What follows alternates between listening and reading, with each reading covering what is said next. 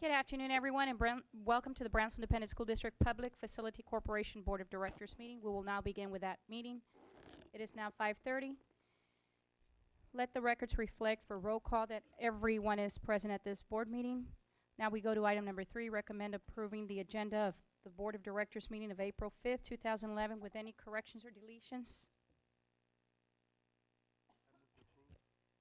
I have a motion by Dr. Escobedo. Do I have a second? Second by Dr. Saavedra. All those in favor? Aye. Motion carries 7-0. We now go to item number 4, recommend approving the minutes of the Board of Directors meeting of November 16, 2010 with any corrections or deletions. Do I have a motion? Madam President, if there's no objection, I'd like to move to approve item 4 and 5. Do I have a second? Second. Yes. I'm going to abstain from voting on the November the 16th only, since I was absent. I was in Houston for medical reasons, but I'll be voting for the rest. Yes, sir. Thank you. Second by Mr. Colunga. All those in favor? Let the record reflect Mr. Aguilar will abstain from the November 16th board meeting, and the rest of us will vote, so the motion carries 6-1.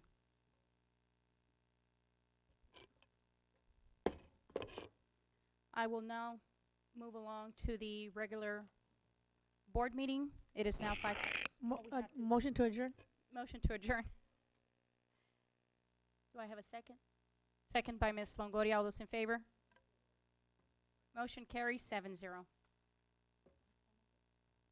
5:35. Meeting is now adjourned for the corporate public facility meeting. We'll now wait until the time comes for 5:31. It's already 5:35. We'll now move along with the regular board meeting. Once again, all the board members are present. Let us all stand for a moment of silence. Mr. Aguilar, could you please lead us? You'll be the one leading us to the pledge. Also, please keep the following in your prayers. These are people that work for the Brownsville Independent School District. Mr. Benjamin R. Garza, Blanca Estela Ortiz, Juanita Cisneros Ramirez, Carolina Alvarez, Rodolfo Hernandez Sr., and Delia Isnaga Perez.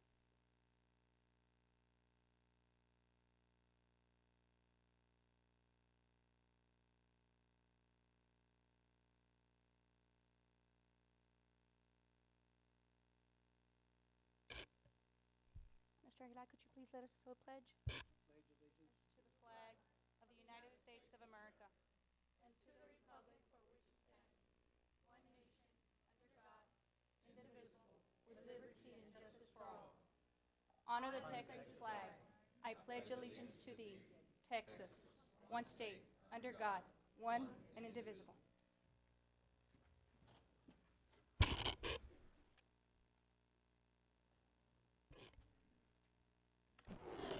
We now go to item number 4 for roll call. Let the records reflect that all board members are present. Item number 5, recommend approving the agenda of the regular board meeting of April 5th, 2011 with any corrections or deletions. Mr. Springston. Madam President, under Superintendent's Report, Conference Presentations, Item 9, pages 167 through 186 will be deleted from the agenda and backup. Item number 10, pages 191 through 223D will be deleted from the agenda and the backup. Item 11, pages 224 through 238 will be deleted from the agenda and the backup. Under consent agenda, general function, item 17, page 251 will be replaced with page 251A.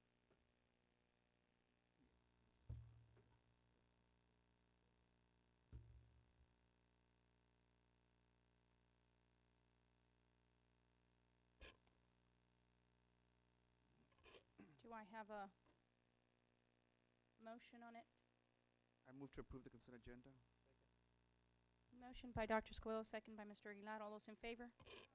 Motion carries 7-0. We now go to item number 6, recommend approving the minutes of the regular board meeting of November the 16th with any corrections. And I believe you'll be abstaining as well on that one, Mr. Aguilar? Madam President, if there are no objections from the board, I'd like to move to approve items 6, 7, 8, 9, and 10. Do I have a second? Second by Dr. Saavedra. All those in favor? Aye. Motion carries. It'll be one abstain on item number 6, and 6 yes, and the rest will be 7-0. Recommend approving the consent agenda. The board has agreed to discuss the following items. All of the items below that are not called out will be approved by consent. My colleagues have agreed to discuss item number 15, 16, 17, 24, 25, 26, 27, 29, 30, 36, 38, 43, 44, 45, 46, 47, 48, 49, 50, 51, 52, 53, 54, 55.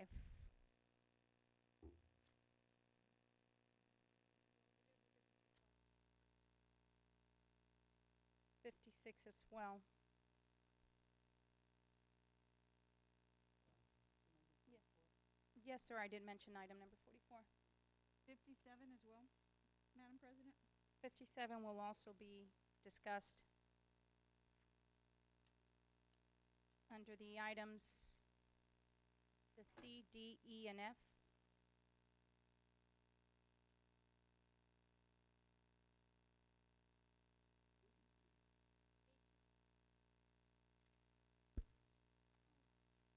A, C, D, E, and F.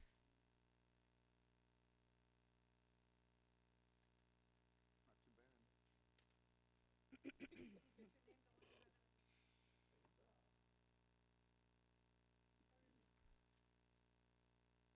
Do I have a for the consent agenda item? Move to approve. Motion by Ms. Peña, second by Mr. Aguilar. All those in favor? Aye. Motion carries 7-0. We now go to Superintendent's Report Conference Presentation. Item number 1, presentation of Texas Music Education Association qualifiers. Mr. Springston? Thank you, Madam President. At this time, I'll have Dr. Rendon from the Fine Arts Department, if she'll come up and let us know the good news. Thank you.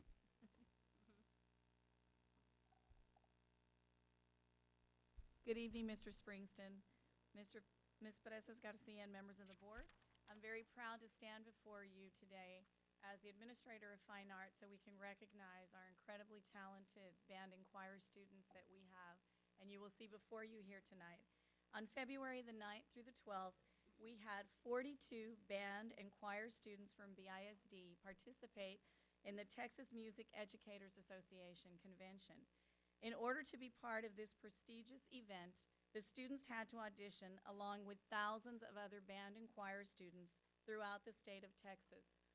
Only the best, the very best in the state were selected, and this year, 42 students, an increase of 15 students from last year, are your students from BISD. Please note that these fine arts students comprise a percentage of students score the highest on SAT exams. The national SAT average is 1509. The Texas average is 1462, but the all-state band and choir average is 1842. We would especially like to thank board members Ms. Peña and Dr. Sauceda, who attended the conference and were totally impressed. Saavedra, I'm sorry, Saavedra.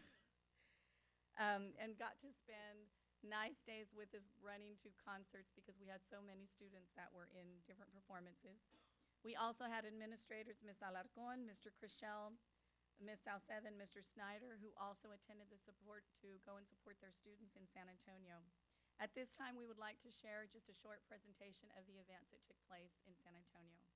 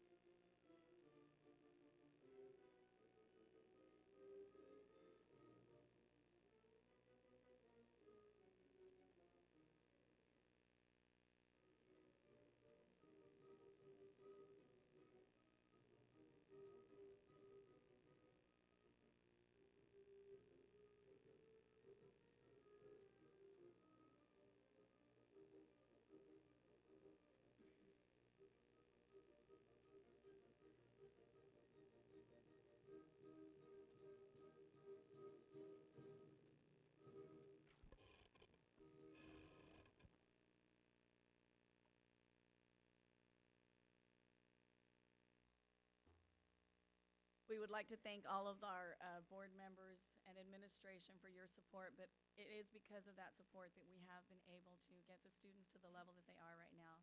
And it truly, truly is something to be very proud of, because every year we try to add more students to that list of All-State, but we almost doubled the number of students this year. That was just phenomenal. So I'd like to thank all of you for your support, thank the parents for their support, the directors and students for their hard work and dedication, because it truly, as you can see, does lead to academic success. At this time, I would like to ask Mr. Dennis Pitcock, Supervisor of Choral Music, and Paul Flinchball, Supervisor of Instrumental Music, to come and do the presentations.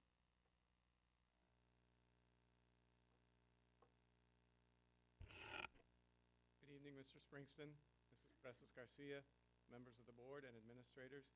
It is my distinct honor to present to you this evening the 18 BISD students who made the 2011 All-State Choir. This is the largest number of choir students BISD has ever placed in the All-State Choir, and twice as many as last year. Out of 15,000 students statewide that began the journey in September, only 500 students were selected to sing in the prestigious All-State Choir. In order for these students to win a spot, they had to endure 6 grueling auditions on 3 separate days over a 5-month period of time. The Hannah High School Choir program placed 6 students in an all-state choir. Michelle Flores, Charisma Rodriguez, and Courtney Guillen, a 3-year all-state choir member, all made the all-state women's choir. Nathaniel Brown and Alan Zarate made the all-state men's choir, and Dino Chavez made the all-state mixed choir. This is Dino's 3rd consecutive year making an all-state organization. The students are accompanied by Assistant Choir Director Charles Williams and Principal Teresa Alarcon.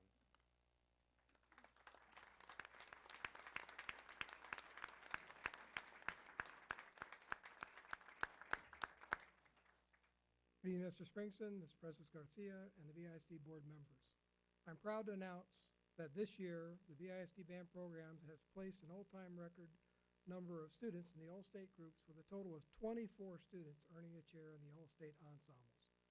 With this result, Brownsville bands have earned more chairs than any other city in TMEA Area G, and these results also are an increase for the number of chairs from BISD for the 6th consecutive year in a row. From Hannah High School, there are 4 students who earned a chair in the all-state band this year, and they are senior band member Rafael Molina, Mr. Eduardo Hernandez, Mr. Ralph Garcia, and sophomore band member Ms. Monica Mendoza. The assistant director here this evening with us from the Hannah Band is Dr. Mindy Pyle, and Hannah High School principal is Ms. Terry Alarcon.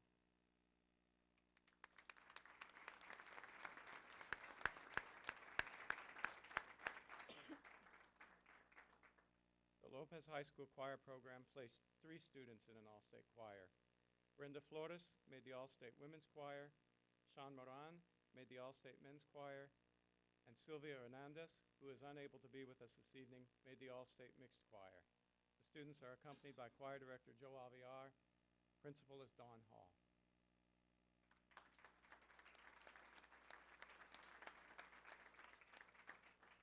The Lopez High School band program placed a total of 8 students in the all-state band. This total is greater than any other single band program in Region 28 and the highest in all of TMEA Area G. The all-state band members from Lopez are a senior band member and 3-year all-state student, Mr. Jared Eves, senior band member and 2-year all-state band member, Ms. Vanessa Trevino, senior band member, 2-year all-state band member, Mr. George Cifuentes, and senior band member and 2-year all-state band member, Mr. John Martinez. Also, junior band member, Ms. Ashley Jarvis. Junior band member, Mr. Rodrigo Leal. Junior band member, Mr. Rene Lopez. And sophomore band member, Ms. Linda Cavazos. Assistant Band Director from Lopez here with us this evening is Mr. Javier Bermudez, and Principal from Lopez is Ms. Dawn Hall.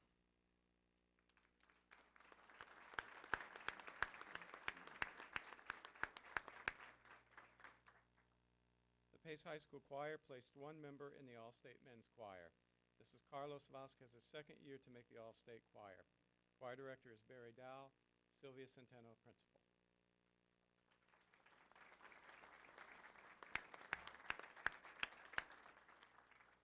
This year, the Pace High School Band had 5 students earn a chair on the TMEA All-State Band.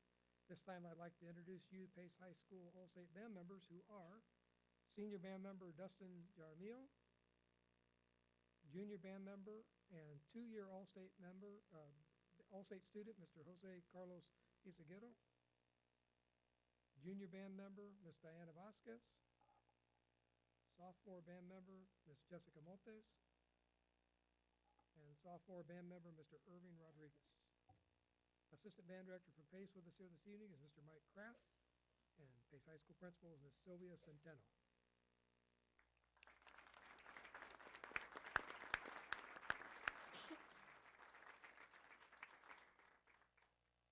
This year, the Porter High School Band had 1 student earn a chair in the TMEA All-State Band, and I'd like to introduce him to you. His name is Adonis Hernandez, who is a sophomore at Porter this year. And the Assistant Band Director with us this year is Jason Villarreal.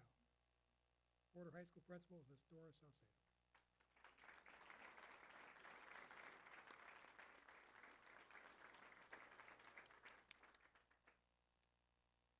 Rivera High School placed 7 students in an all-state choir, the most ever in the history of the school. Alyssa Martinez and Stephanie Lorber made the all-state women's choir. This is Stephanie's second year as an all-state singer. Elias Quintero made the all-state men's choir, and making the all-state mixed choir were John Allen, Jasmine Dela Cruz, Carmen Montanaro, and Zachary Barbara. This is Jasmine's second year, Carmen's third, and Zachary's 4th year as all-state choir members. The students are accompanied by Choir Director Kyle Zoik and Principal Tim Snyder.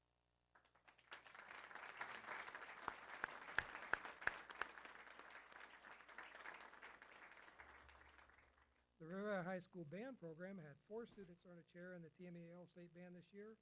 It's the most chairs earned by Rivera students in several years. At this point, I'd like to introduce them to you. First, Senior Band Member, Ms. Karina Llanes. Senior Band Member and 2-year All-State Band Member, Mr. George Mendoza. Junior Band Member, Mr. Armando Blanco. And Sophomore Band Member, Ms. Rosanna Mosqueda. Director for the Rivera Band is Mr. Rolando Zapata. The Rivera High School Principal is Mr. Tim Snyder.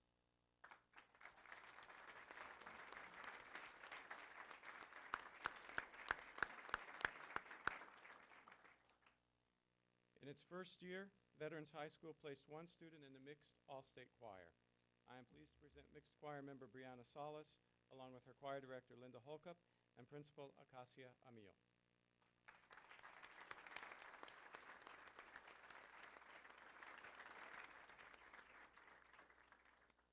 The Veterans Memorial High School Band had 2 students earn a chair in the TMEA 4A All-State Band this year, which, as we're all aware, is their first year in existence. And I would like to point out all 6 BISD high schools had students earn chairs in the All-State Band, which is something we're very proud of. I'd like to introduce the first All-State Band students from veterans. They are freshman band member, Mr. Joshua Jarvis. Freshman band member, Mr. George Rodriguez. And the director of bands at Veterans Memorial High School, which is Miss Elizabeth Stone.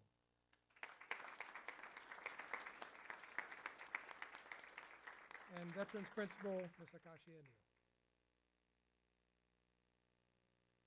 At this time, Dr. Rendon will be presenting 2 special awards. It is difficult to make an all-state organization in any year, and most motivated students would be thrilled to make it once. But tonight, we have 1 student who achieved something very special. Zachary Barba earned a chair in an all-state choir not once, not twice, but 4 years in a row.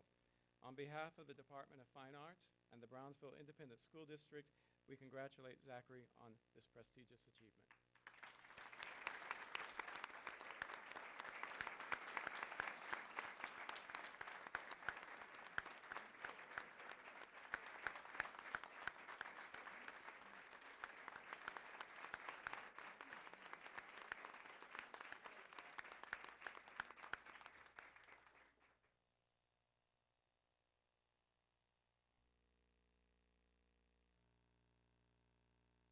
Each year, TMEA awards scholarships to outstanding academic musicians who intend to pursue degrees in music education.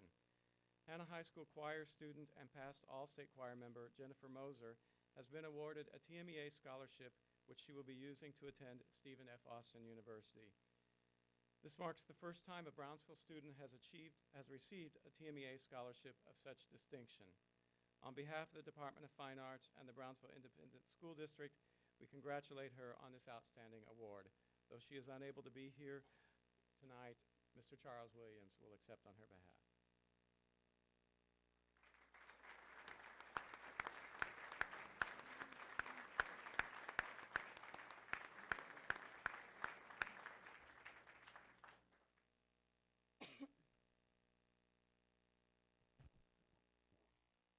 Why don't we do them by a school at a time, so that way we can take a picture with each? Okay?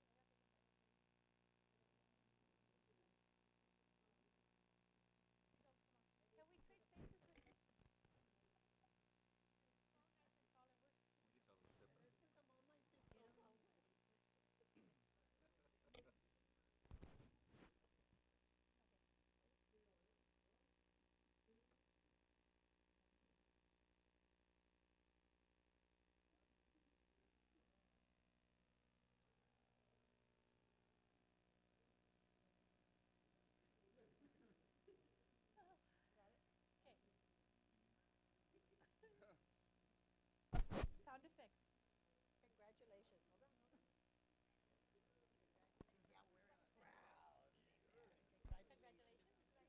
Congratulations. Good job. Congratulations. Thank you so much. Congratulations. Congratulations. Oh, thank you. Congratulations. Congratulations. Congratulations. Congratulations. Great job. Thank you, sir, for everything. Thank you. Hey, congrats. Me a mile and a half to get from my office to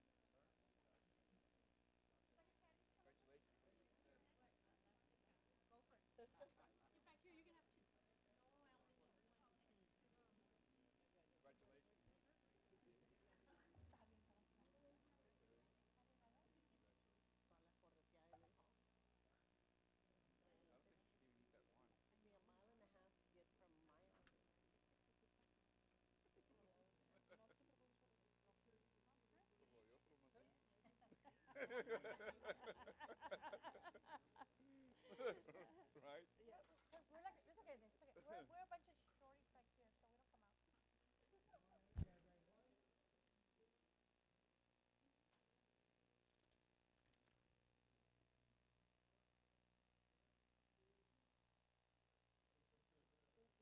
Thank you. Good job. Good job.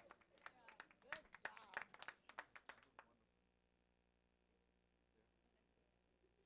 Congratulations.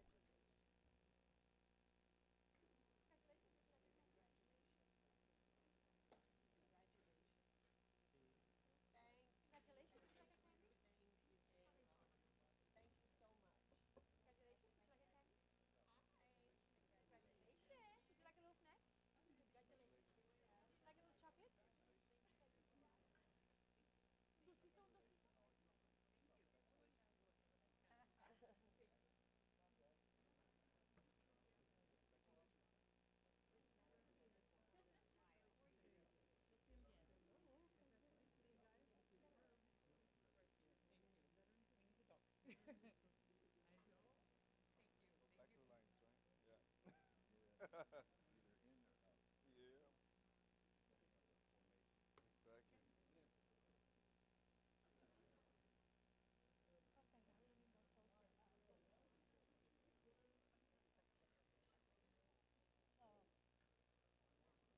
bajé, me bajé. Una va a salir. Vamos a salir.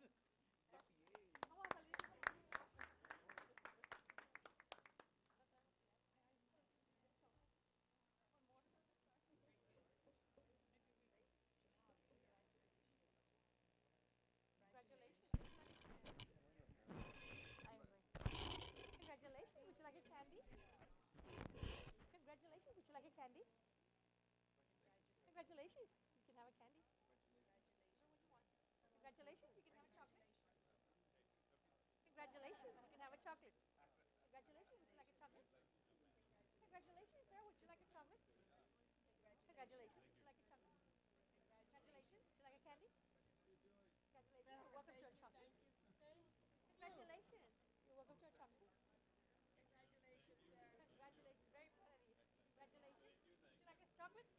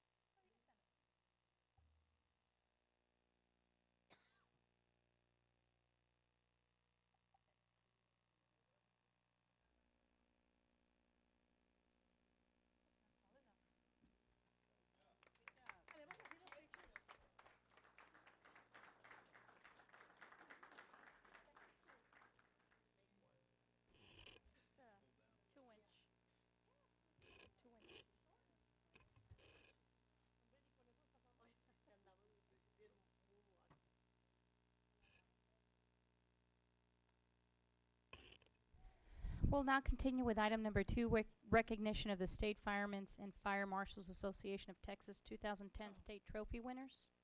Mr. Springston? Thank you, Madam President. At this time, again, I'll have Dr. Rendon do our presentation. Thank you, Mr. Springston, Ms. Perez Garcia, and members of the board. We have more talented fine art students for you here tonight. We have a very strong visual arts program, and we have several students that were recognized at the state level. At this time, I would like to call Mr. Teodoro Estrada, the supervisor of visual arts, to do the presentation.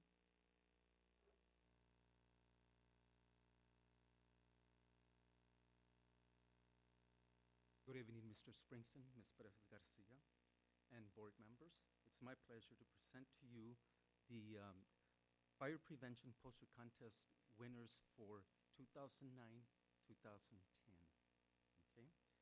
In the middle school division from Perkins Middle School, Natasha Sauceda was not able to make it tonight, but we do have the teacher who guided her and helped her with this project.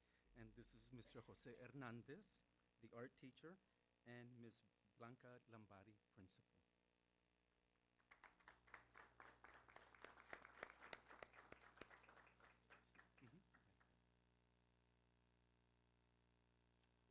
From Lucio Middle School, in second place, I present state winner Montserrat Gomez.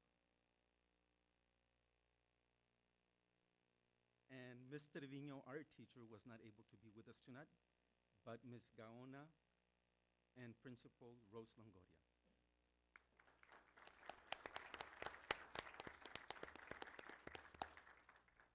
In the high school division, from Lopez High School, I present third place state winner Elizabeth Casanova, and art teacher Ms. Roxanne Cantu, and assistant principal Joe Guzman.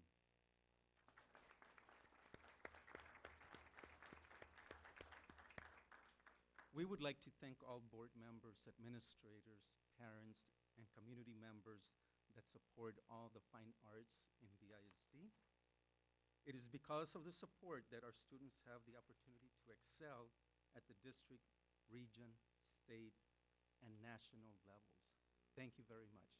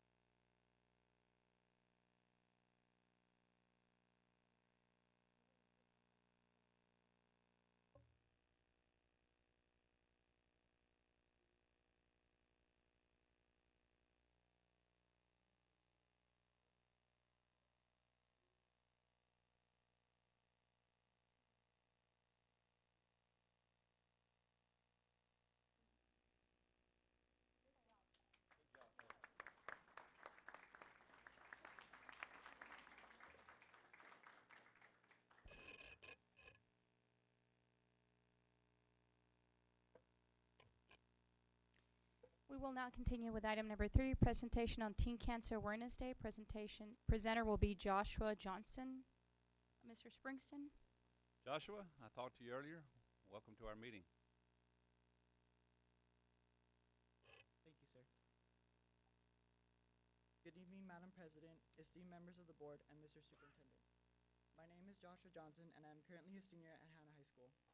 On March 24, 2011, I sent out a letter addressed to the City Mayor and Commissioners, as well as yourselves, regarding the creation of Teen Cancer Awareness Day in Brownsville.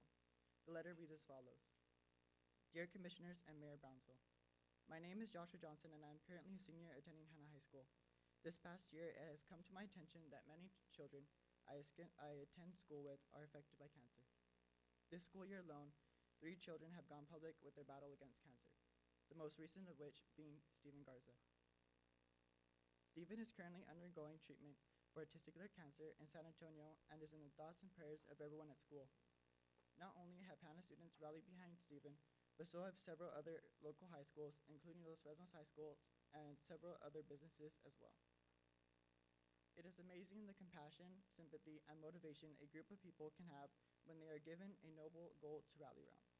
Yet this tragic incident is not an isolated case and reflects just a percentage of the children every year whose lives are utterly changed by cancer. I wonder how many other children throughout BISD suffer from similar situations. I wonder how many families are struggling through the hardship of having one of their children battle cancer, and a battle is exactly what it is. Families must face traveling and treatment expenses in addition to the worry and pain of seeing their child suffer before their faces. That is why I wish to propose Teen Cancer Awareness Day in Brownsville. On this day, the city would ask schools to take time out of their busy schedules to educate the children about cancer and simple things that can be done to prevent and detect it. I know that as a city, we are blessed enough to have 3 different hospitals, all of which I'm sure would be willing to assist us in this groundbreaking task to educate the children of BISD schools. I am also suggesting that the city, along with several businesses, or at least those that are willing to cooperate, hold an annual fundraiser in unison with the high schools to acquire money to help support the families whose children in BISD are battling cancer.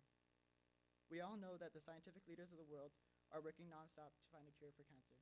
But until that time comes, I believe that we should not forget the suffering that is going on in front of our very faces. Their pain is real, and their cries for help touching to all of us. As a concerned citizen and student who has been deeply afflicted and saddened by the suffering that cancer has imposed on many, I pray that you are willing to consider my proposal. Sincerely yours, Joshua Johnson, Homer High School.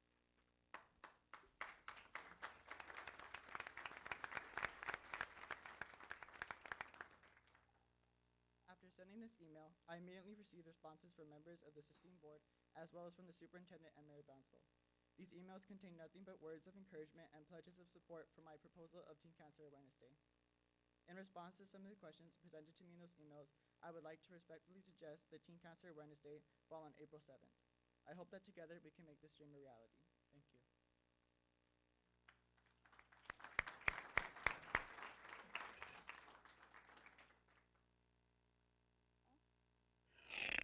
Ms. Peña, go ahead. Thank you very much, Madam President, Mr. Springston, members of the board, and administration. Thank you so much for bringing it up. You're very correct, and we need to become aware of this. I just have a question. April 7th, any particular reason why you picked that date? Yes, ma'am. This month is National Young Adult Cancer Awareness Month, specifically this week, which is the 3rd through the 9th. And also, the 3rd through the 7th is Testicular Cancer Awareness. And because Stephen Garza was a very influential part of this letter, I chose to choose a date that was in between both of those. Thank you. And our prayers go to Stephen Garza and his family. And being a cancer survivor and having several family members who've survived, we know exactly where you're coming from.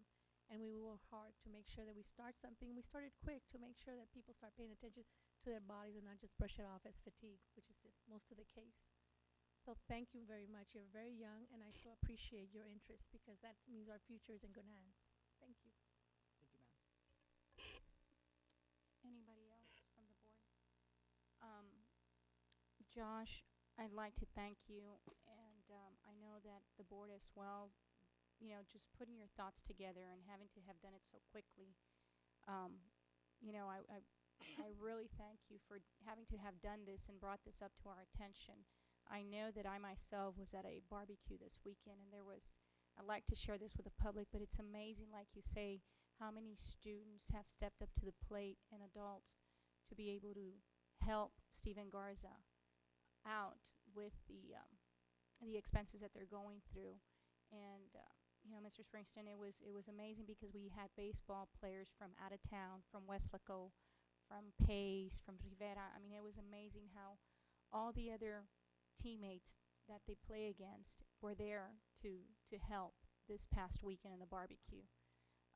Once again, you know, we'll refer this to the administration. They're the ones that will have to look into it, and we'll make sure that we get something back to you, at least to, let you know where we're at. And the best of luck to you, and thank you for being such a good citizen in this community. Thank you. Thank you, Madam President.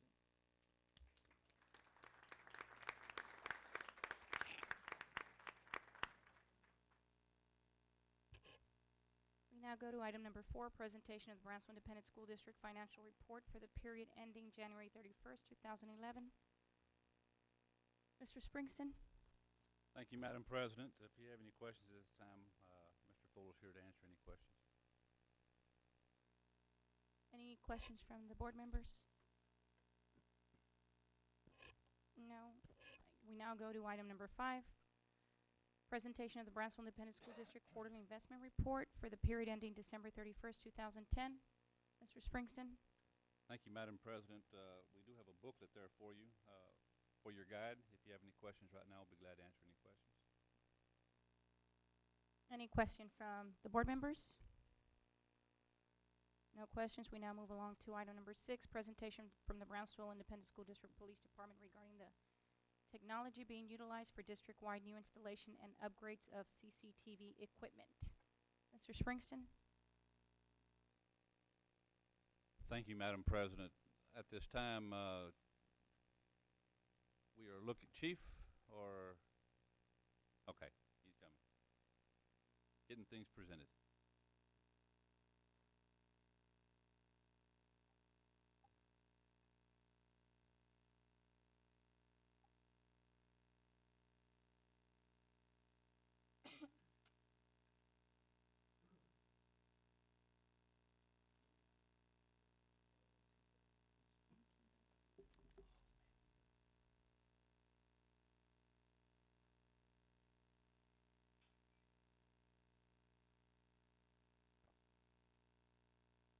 Thank you, Chief.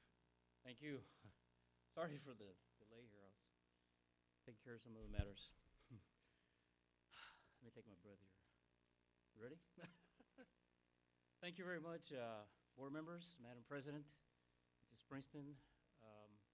We're here to present a very, very brief presentation on some cameras, some camera systems that we currently have in our district. And it's going to be a very brief presentation, and I have some other information that we can share as requested or as needed.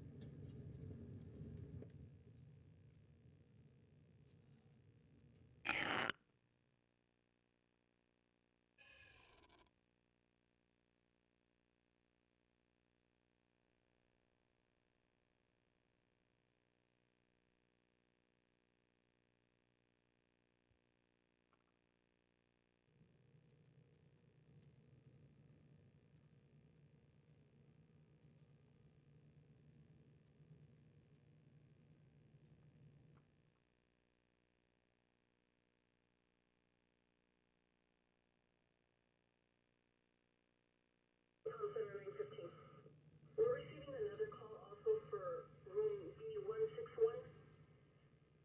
B161.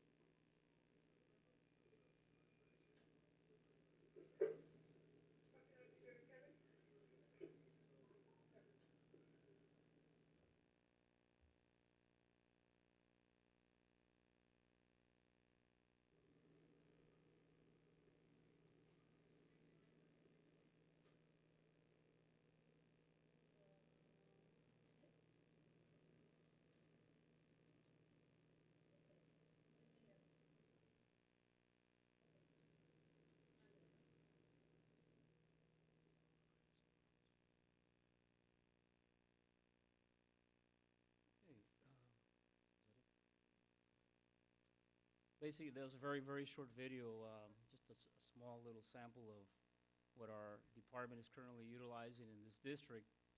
We feel that this was a very important, little small portion of what we have here.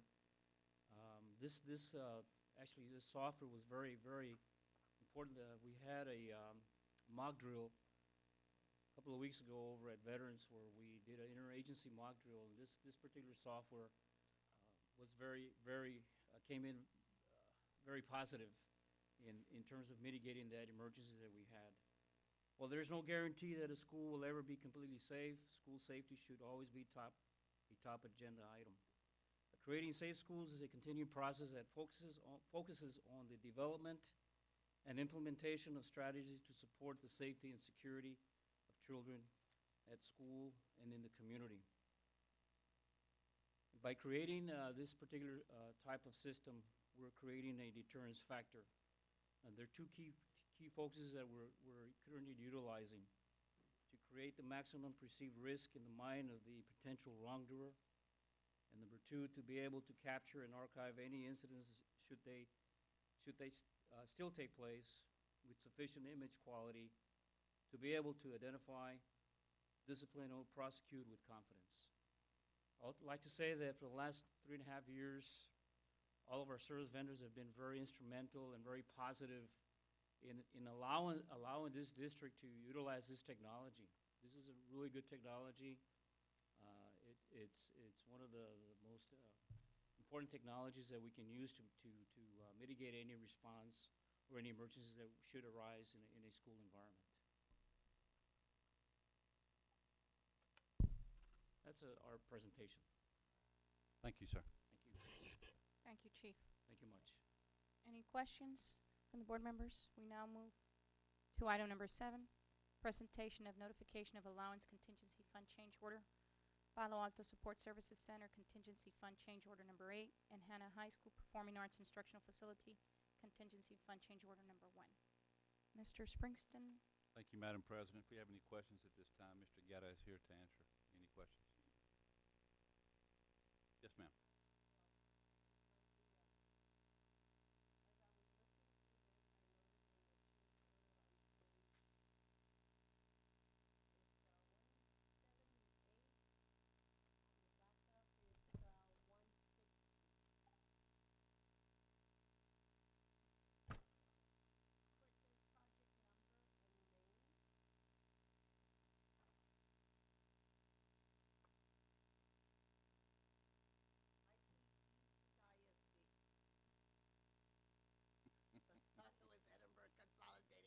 Independent School District. And it's got a change work order.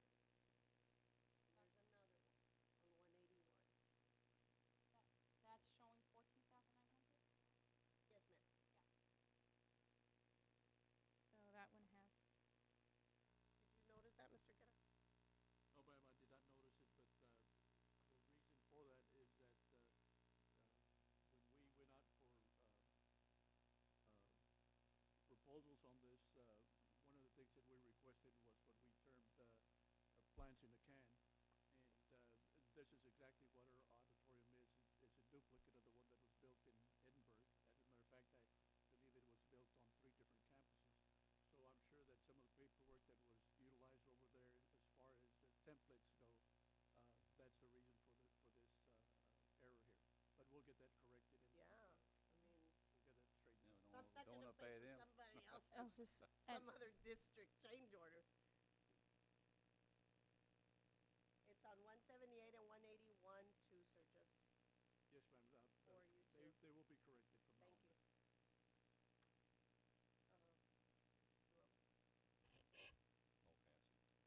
Yeah, and with the change orders, that's why we need to, check carefully.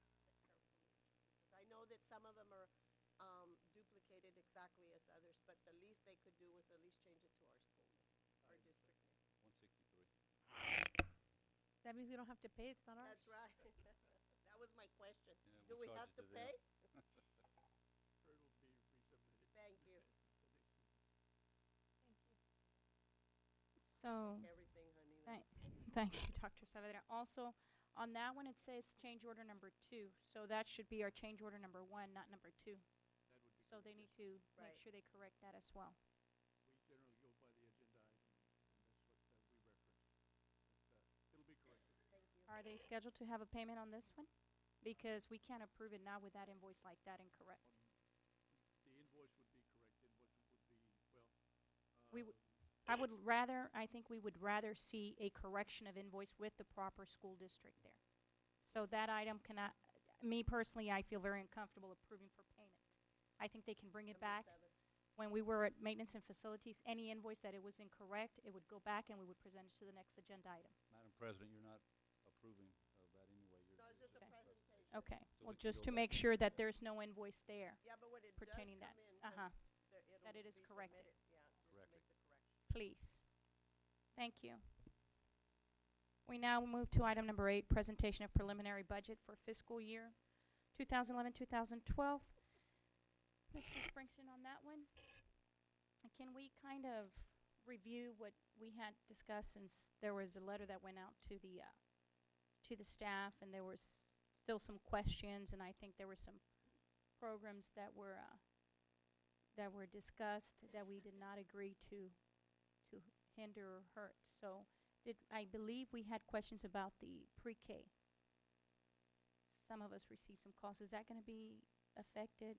No, ma'am. We, as a staff, we had looked at the pre-K program, you know, and let me go back and do a little synopsis with the group right quick, and Mr. Fuller can jump in, because we've been working with the different bills that have been coming in across, of course, House Bill 1 is the recent one that looks like it's in several different stages, and there's several House bills that are coming in. I think Hopberg has got one right now that's coming in, that's playing into effect, that's going to, I think it showed figures today in our worst case scenario of about 17 million. And it just came in today, but it keeps going back and forth, and we're still going to have to wait until we see something that comes back from the Senate before we actually have true numbers. And this is true for all districts across the state. As we look at budgets and we look at talking with principals, and we've met with all of our principals, the one thing I did tell them is that we did not want to go back. It took a lot for us to go into pre-K programs. Research will tell you that one of the most important programs that you can have in a school district, especially when a school district that has a lot of low SES students, is having a pre-K program. We went back and forth on this until finally I just said, this is where we are. We are going to have a pre-K program. We are not going to go backwards. At one time, when we thought we were going to have to pay over $50 million out of our budget, we were looking at that. How do you pull $50 million out of 22% of your budget when 78% of your budget is made up of employees? Very difficult to do.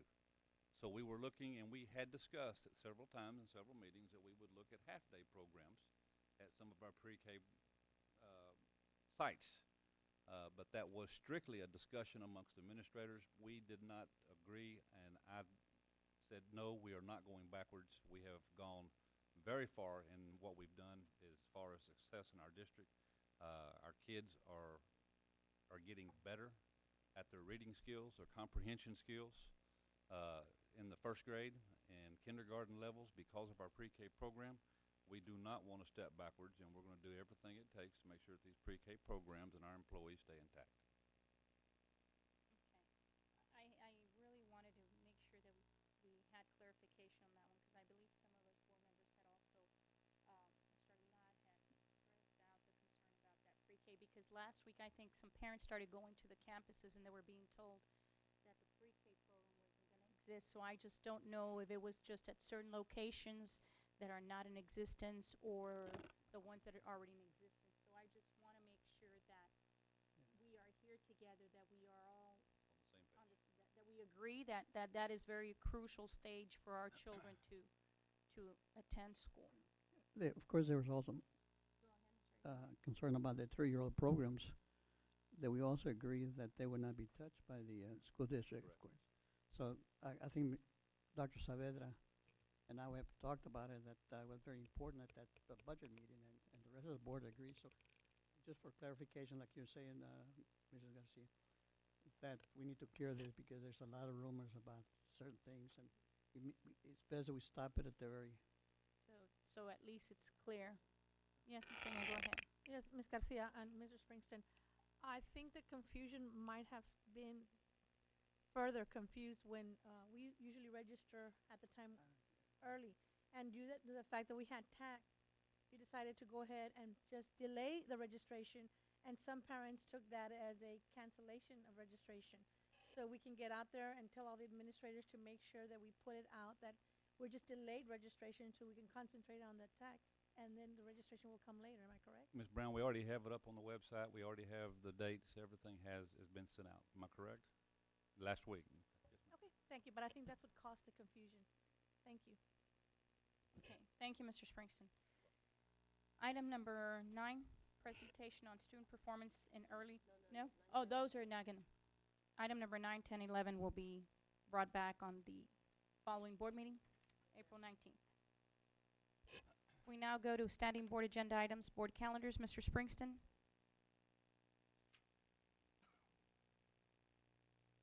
Thank you, Madam President. We have a departmental administrators meeting that will begin tomorrow morning, 9:30. Again, we'll be putting out that word, what we're talking about tonight. Bond Oversight Committee will also meet on Thursday at 5:30.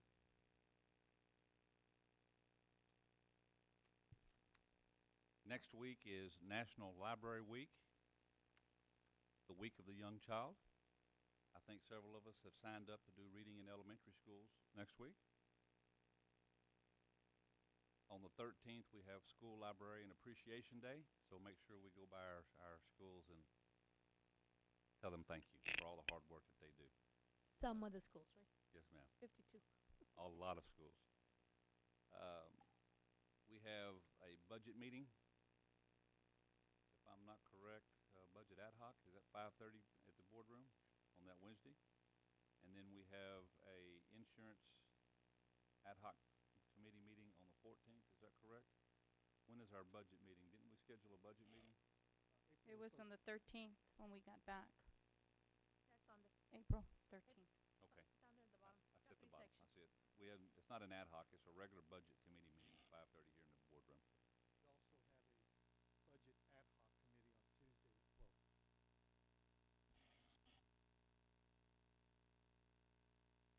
That's where it is. And that's located here, Mr. Fuller?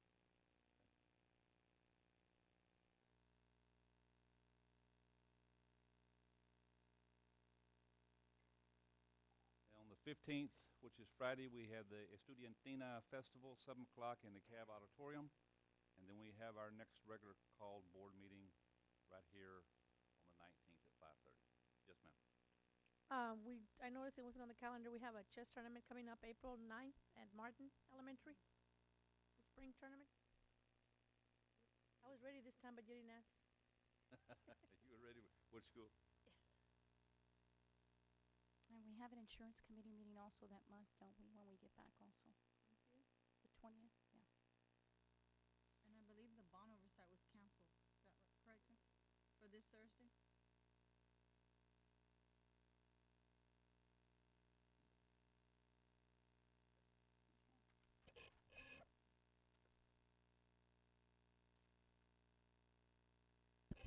We'll now move along to the public audience. This is the time for citizen staff or students to provide their comments to the board. Statements and questions from the audience will not be permitted during other portions of the meeting, so please let us hear from you now if you have comments to present. To have your comments heard tonight, your name and the subject matter of your comments must appear on the sign-in sheet, which is located in the rear of the meeting room. Each speaker will be limited to 5 minutes to complete his or her comments.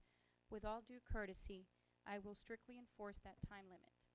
If a group of people want to be heard on the same topic, the board asks that they designate a spokesperson to avoid needless repetition. The board has adopted rules to preclude the abuse of open forum by, for example, anyone uselessly repeating the same comment or complaint meeting after meeting. All participants must understand that if your comment, in my judgment, constitutes a complaint against an employee or officer, I will interrupt and ask you to stop and direct you to proceed with the BISD formal grievance procedures, be the DGBA, FNG, or GF local. With those cautions in mind, we will now be glad to hear the general comments.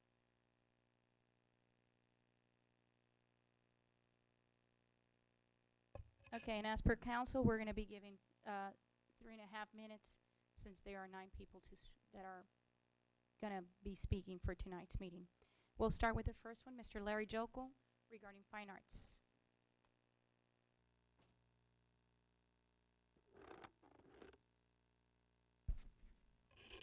President, Mr. Springston, members of the board, my name is Larry Jokel. And normally you would see me up here talking about Boy Scouts, but tonight it's going to be a little bit different. I think all of you know me. I'm very active in the youth movement in Brownsville. And I decided this evening when I found that 42 students were coming before you, it was time for me to come talk about the fine arts program. Just listening to what some of these students have done, not only in fine arts, but in other areas within this school system, and knowing full well that we're going to have a very difficult budget year coming before you, I am asking that you look very hard at keeping as much of the budget intact for fine arts as possible, as well as all the other programs that involve this school district. The students who are in the fine arts program obviously excel much quicker. You heard that their SAT scores in this district are 1842 as compared to some of the other areas in the state of Texas. And I think it's very important that you continue to look at what this program does in all phases. Band, choir, theater, dance, all of it is extremely important to this district. And it helps these students to excel rather quickly. If you have not been to some of the, and I know most of you have, to the various events that's put on by Brownsville Independent School District's Fine Arts, the Madrigal Dinner, Drumline, then look at choir rehearsals and practices both at school and at home. The same for band members, the same for theater and dance. These are areas that, you know, I know it's going to be difficult, but you've got to find a way to keep as much as you can in this department. By the way, I have not been asked by anybody in that department to be here tonight. I just figured it was a perfect evening to do this. I wanted to do it for a long time. But I understand the cuts for the district, but hopefully you as members of this board will look very, very carefully at what these particular programs do for our school system. Thank you.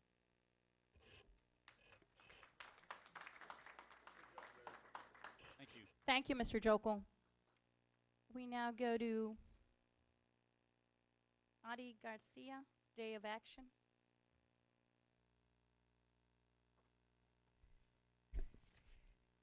Good evening, Mr. Springston, Madam President, board members, fellow educators. My name is Adelina R. Garcia, a.k.a. Addie. I am the Public Relations Director Coordinator for the Association of Brownsville Educators, a.k.a. AOBE. This past Saturday, April 2nd, 2011, AOBE co-sponsored our local Day of Action, a day set forth throughout the state of Texas as the day educators, students, parents, and concerned community members took a stance to let our voices be heard on how the upcoming state budget cuts in education will affect us. The entire community was invited to attend, and we would like to thank everyone who did attend. We would very much like to thank the following board members for being there: Mr. Rolando Aguilar and his wife Terry, Mr. Joe Colunga, and Area Administrator Jay Harris. Also, we would like to especially thank Senator Eddie Lucier Jr., who was our keynote speaker, Mr. Brett Springston, Superintendent of BISD, for being our lead-off speaker. We would like to acknowledge Representative Rene Oliveira Jr. and Eddie Lucio III, who were originally scheduled to speak but had to be in session to try and lessen the damage of House Bill 1. We do not have time to thank all speakers and sponsors, but we would be running a public ad in the near future to do so. This day of action was a success because we as an association and as a community came together and rallied for what is right. The fair funding of education for our students, whose future, our future, is at stake. Thank you. Thank you. Ms. Garcia. We now go to Patio Bell, miscellaneous.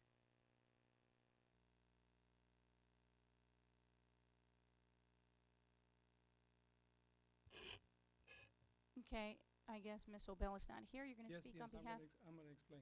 Okay, She texted me that she didn't feel well and she's not able to make it. okay. She also said I could take her minutes, but you're not gonna give them to me. No, sir. We will go to, So, we will now skip to Mr. Borrego, so that is Thank you, you. sir. Thank you. I'm the proud president of the Association of Brownsville Educators, board members. I can't name you all because time is limited. Ms. Obel wanted to thank the board and administration for the science lab that we're getting at Porter, and because of a grant, and also to thank, I'm speaking for the floating teachers, who wanted to thank you all for the new building that we're building with 20 classrooms, which means less people are going to be floating. And for those of you in this room that have been teachers and have floated, it ain't nice. Okay, now I'm going to talk on mine. Gasoline, $3.63. It's getting bad out there. We are going to be like our retired teachers and our parents that are also retired. We're going to be on fixed income for the next few years, so we're going to know what that feels like to be on fixed income. So I thank the superintendent especially that we're not going to be laying any people off. If people retire, that's okay. People leave, that's okay. But there has been a commitment that we're not going to lay any people off.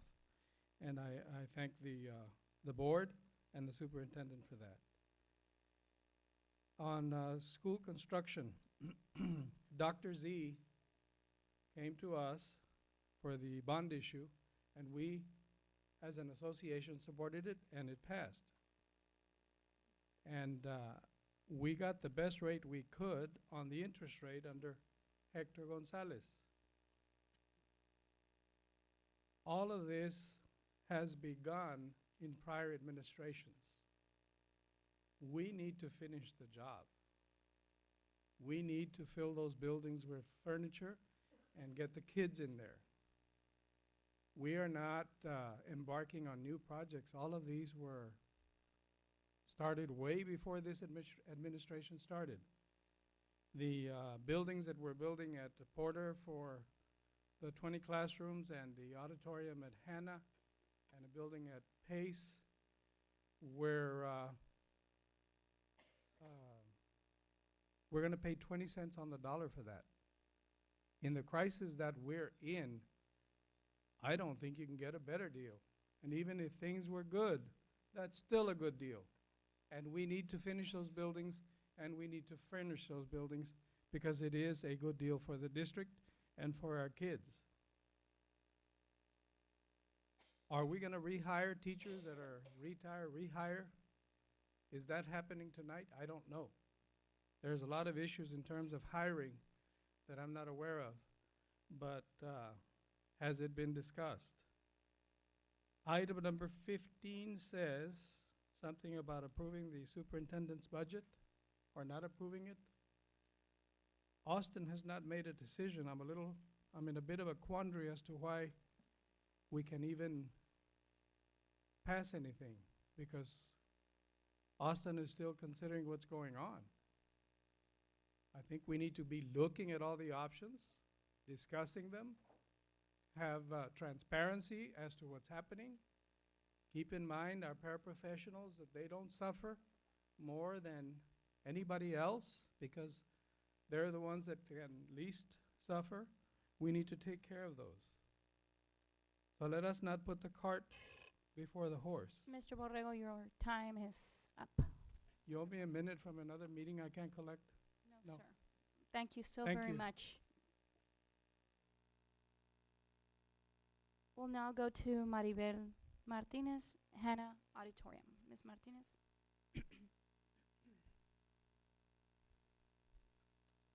Good evening. I'm a little bit nervous, my first time. Good evening, Madam President Garcia, Superintendent Springston, members of the board, fellow educators, and community members. My name is Maribel Martinez. I am a special ed teacher over at Egley Elementary. Go Egley.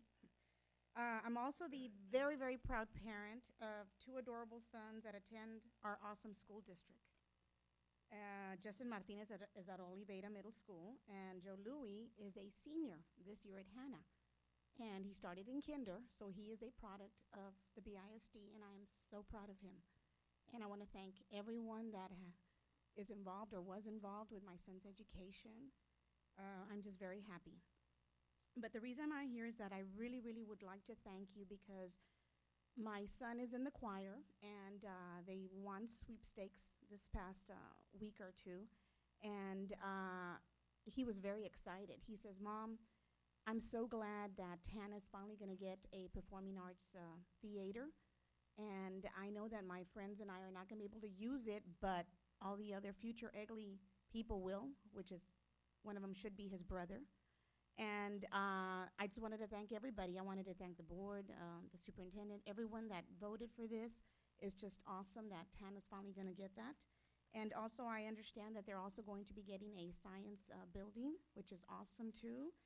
And I wanted to thank you for putting our kids first. Thank you. Thank you, Ms. Martinez. We now go to Mr. Ernesto de Leon, careful management of our tax. Yes, dollars. Good evening,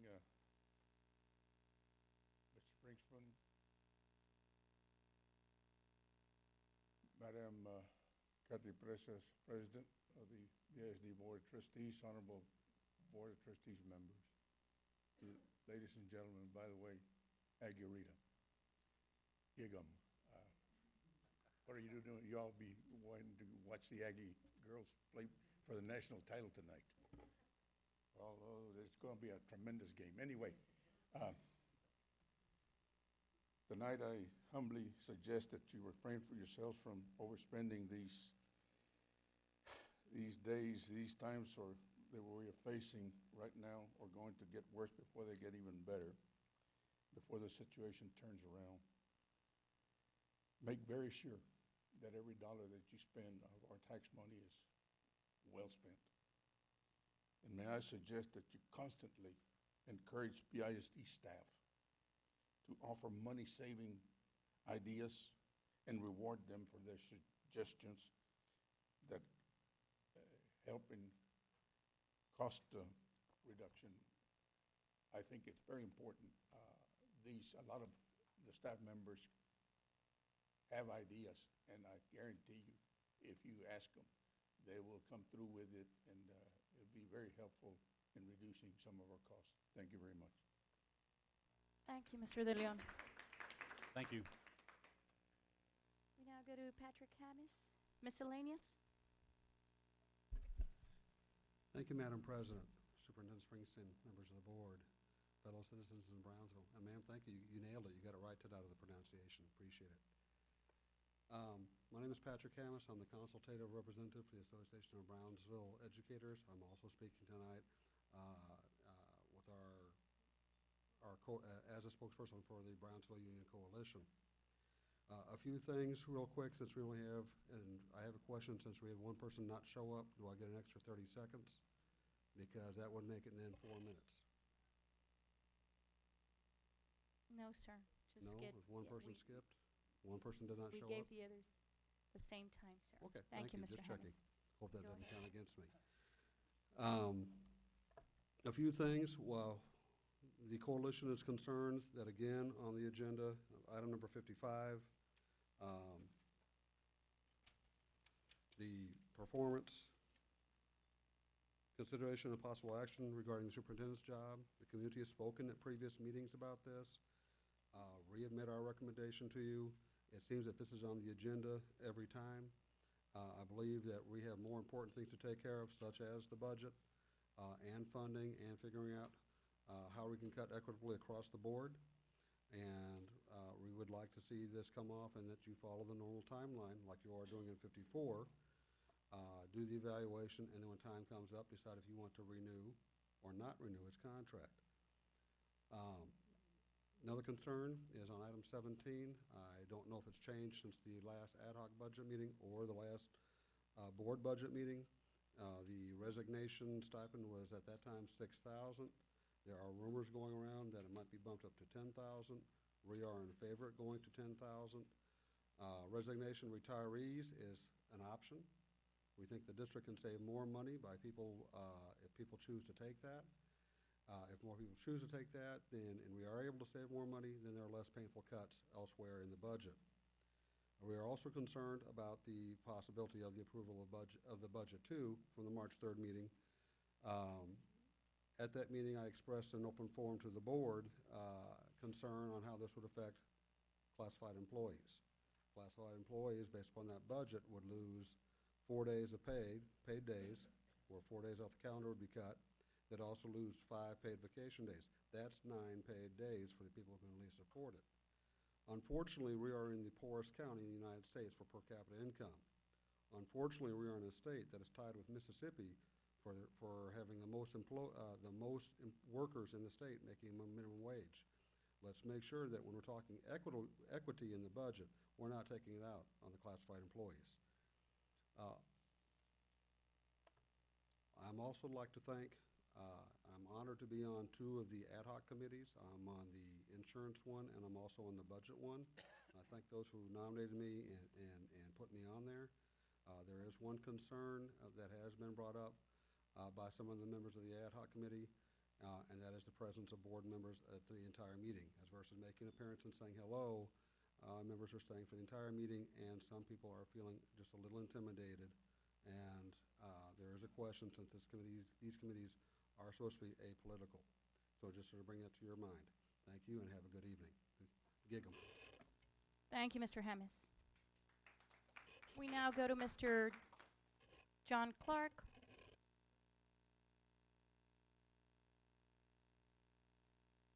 Miscellaneous. Good evening, Board President, Mr. Superintendent, members of the board. It's nice to see you. My name is John Clark, President, Brownsville Classroom Teachers Association. It was brought up earlier tonight that the House had voted on CSHB 1, which does cut funding for education. It cuts the whole budget for the state. It's a process in action. It's not a done deal, but the number of projections coming out of that for BISD is that we would lose about $17 million, as the superintendent mentioned. And the Senate needs to come in on that. And what we're hearing from our legislative watchers is that the House was posturing. It got to speak up against certain amendments or for certain amendments that are politically sensitive issues. They got to take their stands knowing full well that the Senate is going to come in and save them and that there won't be such drastic cuts. And the good news for BISD is projections coming out of the Senate Subcommittee on Public Finance for Education is that cuts to BISD would be between, in one scenario, a $9 million cut, and in another scenario, a $7 million cut. So we're looking at numbers of $17 million less in revenue for BISD in the House version, and right now 9 or 7 from the Senate version. That's pretty good news. It's not actually good news, but relatively speaking, we're glad to hear that compared to that 30 million that was kind of a working number before. That 30 million was kind of we had a scary moment there. A letter came out that said we were proceeding with that, it had been resolved. And I think that was a miscommunication that's been cleared up, and we're glad to hear that. Let's try and get some good numbers so that we don't make cuts that we don't need to make. because these cuts will impact the good work we're trying to do here. We don't want to overreact and get the cart before the horse. I would like to get out this paper. I'd like to read you something. I went through our proposed budget cuts, which are not final, but are proposed. And I listed the ways they would impact the group of employees that are teachers. And there are a lot. They seem to be, it seems to be that the teachers will be more impacted than other employee groups. And I'm just going to go through this. I'm going to read it quickly. The stipends or supplemental pay will be reduced. There's a possible reduction in days or salary if that is allowed by the state with a change in the law. There'll be larger classes for all grade levels, more classes during the day with the loss of conference periods and teamings as proposed, which means more total students for the day, less time during the day for contacting parents, grading, preparation with loss of teaming and conference periods, $300 pay cut with insurance contributions, probable loss of earning opportunities with the elimination of grant-funded tutoring programs, possible reduced earning opportunities in the summer. Someone has possibly suggested lengthening the school day, and closed FTEs for teachers only, resulting in larger classes. And from those closed FTEs from retirements and resignations, all of this while we're getting ready for a new test. It's too much all at once. It's too much on the teacher, employee Clark. group, and that's the time? Yes. Okay, thank you very much. Thank you so very much, sir. We now go to Dr. Yvonne Sudarshan, Fine Arts.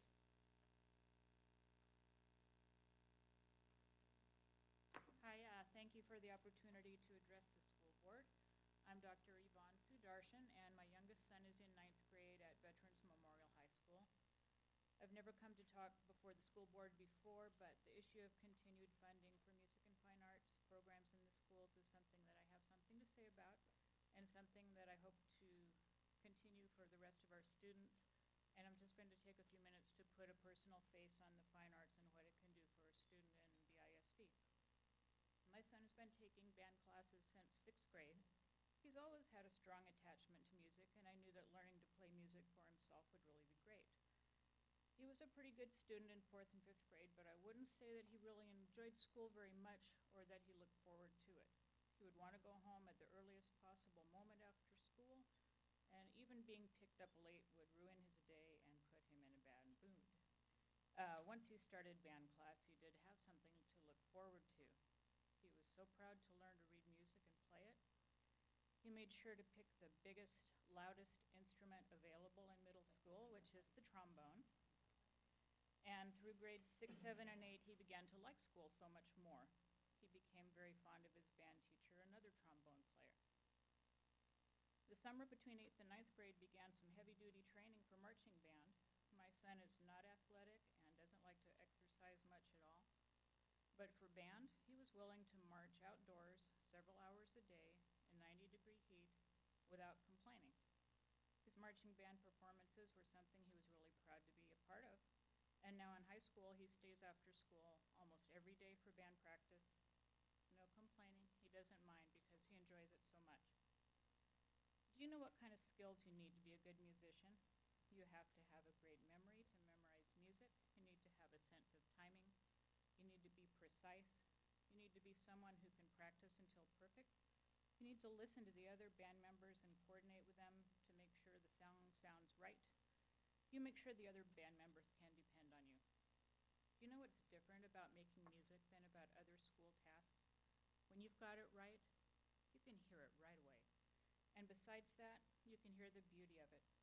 You know right away that your hard work has paid off. That's really great for our young people who like to get some good feedback for what they've done. The band director can say, now you've got it.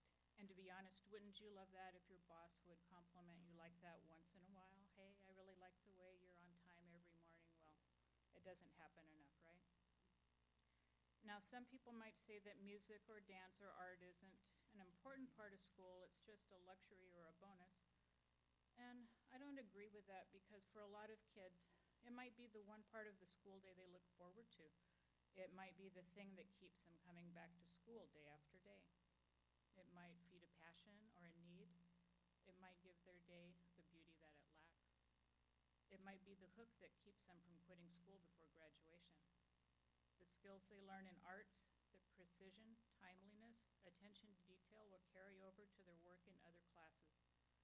Do you think that all the time my son spends on band has cut into his study time? I can tell you that he is still an A student in every class. So let's look one more time at the kind of student who excels in music. He's dedicated, timely, and precise. He's willing to give up his free time for the good of the group. He knows how to work well within a group while doing his very best for himself. Dr. Sudarshan, your time's up. So my last sentence is, that's the kind of student that every employer would love to have, and that's the kind of student we want to have coming out of BISD. Thank you. Thank you, Doctor.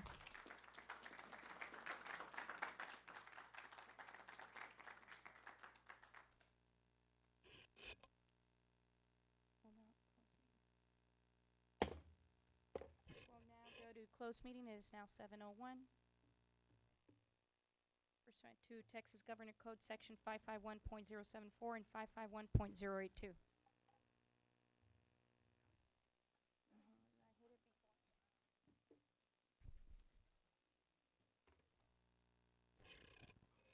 It is now 7:25. The board will now reconvene. 7:40. 7:20. I have 7:25 on my correction. 7:20. We now go to consent agenda.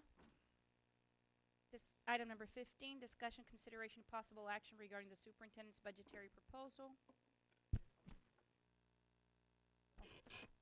Correction, we'll go to item number 14 under closed meeting. The grievance was not present. The grievance was not present.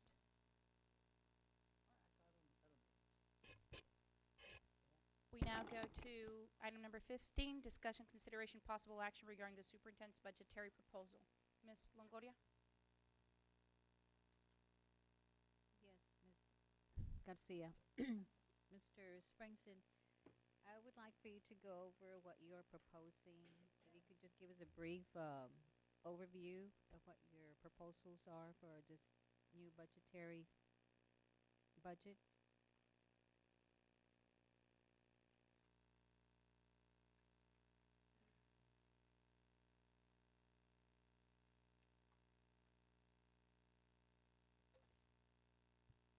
Thank you, Madam Chair, members of the board, members of the public. As we have worked on in our past budget meetings for the past several months, we have looked at 3 different proposals. According to what Texas School Alliance was bringing forth to the state of Texas, the largest school districts in the state of Texas, and some of the scenarios that were being brought down from our legislators. And we've had people that even come in and talk with us, such as Renee Oliveda, talking about worst possible scenarios for the state and also for Brownsville. In our budget process, we discussed all 3 proposals on multiple occasions, and it was decided at our last budget meeting that we would move forth on creating a budget using the proposals under number 2, proposal number 2. With that scenario, that gave us an opportunity to have meetings with our principals, meeting with campus staff, campus personnel, and in all scenarios, and what we've looked at here was worst case. What one of our employees had mentioned earlier was the fact that if you looked at House Bill 1 and looked at some of the revisions that Senator Hochberg had brought into light here over the last night and also today, they were looking at a different proposal. So it's kind of been going back and forth between that version of 7 million, 9 million, 17 million, 29 million, 31 million, and we've also heard anywhere between 15 and 50 million. So it has, the government, or our state legislatures have been fighting and battling this thing back and forth for quite some time. That has put districts in some pretty nasty scenarios. That means that we have to go into some opportune times right now to take advantage of what we know, our best guesstimate, but at least start working with numbers for our campuses so that they would have an opportunity to start working on master schedules. Now then, we've told principals to do multiple schedules, depending on what kind of scenarios that's going to come out of the Senate when it's all said and done. We've all gone over proposals 1, 2, and 3. This board, under consensus, decided to move towards proposal number 2. With that in mind, we sent the letter out to our employees, talking about the deficit, where we're at, what's going on in the legislature, because it was agreed at that board committee meeting that we would send a letter out to our employees and communicate with them the things that I'm talking about now and the things that we've learned in these committee meetings. With that scenario done, we have already met with our campuses. We have talked about this as a $34 million deficit. We are hoping that it is not that at all. We are hoping that it was what one of our employees had spoke about earlier, about that 17 million. That would be fantastic for us. It's not good, but it'd be fantastic for us since we've already planned for something a lot more. It is a lot easier to put back than it is to take away. Anytime, any place, anywhere. If we took away conference periods so that we could save FTEs because we had a retention plan, early resignation plan, then it's easier to put those employees in those conference periods back than it is to take away. So we've put those things in mind, and we've had those visitation with our principals. Is there anything else that you can add, Mr. Fuller, that I'm leaving out that I'm thinking about right now with those proposals? Yes, thank you, Mr. Springston. The only addition I would make to that is the ERA-funded employees that we have currently on staff. 2 years ago, the decision was made to put some, approximately, I think, $6.5 million worth of full-time personnel in ERA. ERA funding will cease June of this year, so we also need to make room for those personnel. Okay, thank And you, that's sir. above the 17 million that we've seen, the 19 million, so that's why we're looking at about a 34 million proposal number 2, a reduction. Is that not one of the reasons why we were able to operate under a full-day pre-K program? And that will keep the full-day program also. Yes, sir. Thank you. In developing these proposals, did you consult with, or which were the campus principals that you consulted with to help you out develop these proposals? Elaborate, please. Did you meet with campus principals? Did you have any feedback from the campus principals? Oh, yes, we met with all the campus Which, principals. all the campus principals? Every cluster. And then these proposals have been presented to them at the principals meetings? Yes, ma'am, they have. And the area superintendent's meetings as well? Yes, ma'am. Okay, and how did you determine to prioritize this list, or is it not prioritized? This was just a working sheet. Now, I don't know how we prioritized it. When we went through the worksheets themselves, can you describe the worksheets and how they were gone over? When we first devised the reduction options, we had it in a format where it was priority number 1, 2, or 3. And that's about the only prioritization that we've have on this form. The very first one is the transportation reduction. Right. To say that's the first one on the list, no, because if you look at the one right below that, I believe, I don't have that list here. It's page 247. Okay, the one right below that is the less work days for certified over 187. And there's an asterisk by that because right now, according to the way it's written, is we cannot make those types of reductions to days for those people. The next one is closed central administrative vacancies. Well, that one's already been done going into next year. It's already been done currently. If I may interject, Ms. So, Ms. Well, I believe Go Ms. ahead. I have some more questions, but Okay. she can go ahead. and along, thank you, Ms. Longoria. Along the lines, is this listed in priorities or is just listed as things to do? Like, did you, because I never looked at it as actual, these are the priorities. I was never told that. So, No, this is not a list of priorities. So they're not listed in priority? No, They're like not in the- that order, they're just a list?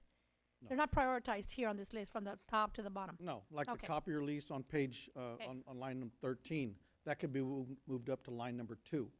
Right, Or it can okay. be moved down to line 50. These are just items that we feel we can do, again, without excluding or deleting any types of FTEs. FTEs are full-time equivalences, and which is a position, Okay. if it's filled.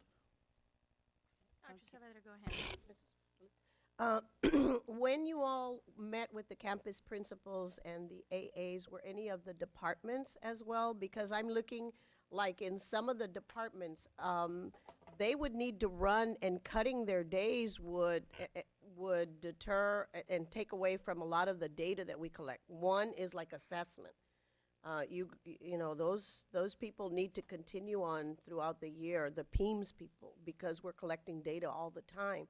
So I don't know if we're going to be cutting days. Did we take into consideration those departments that really needed and looked at the time and kept them on that time frame? Did we look at those departments who may be shut down during the summer, where we could basically cut their days as to balance out the budget? You know, those kinds of things that we look at, because I don't see those on the list here. I mean, they're pretty generic list, but if we met with the departments and the principals, I'm sure and I'm hoping that they gave their input as to the types of programs that are going to be necessary to run, you know, longer than maybe the 4 days or whatever, special programs that we have running. Did we take that into consideration? A lot of times the special programs that you refer to are not part of our general fund, they're not part of local funds.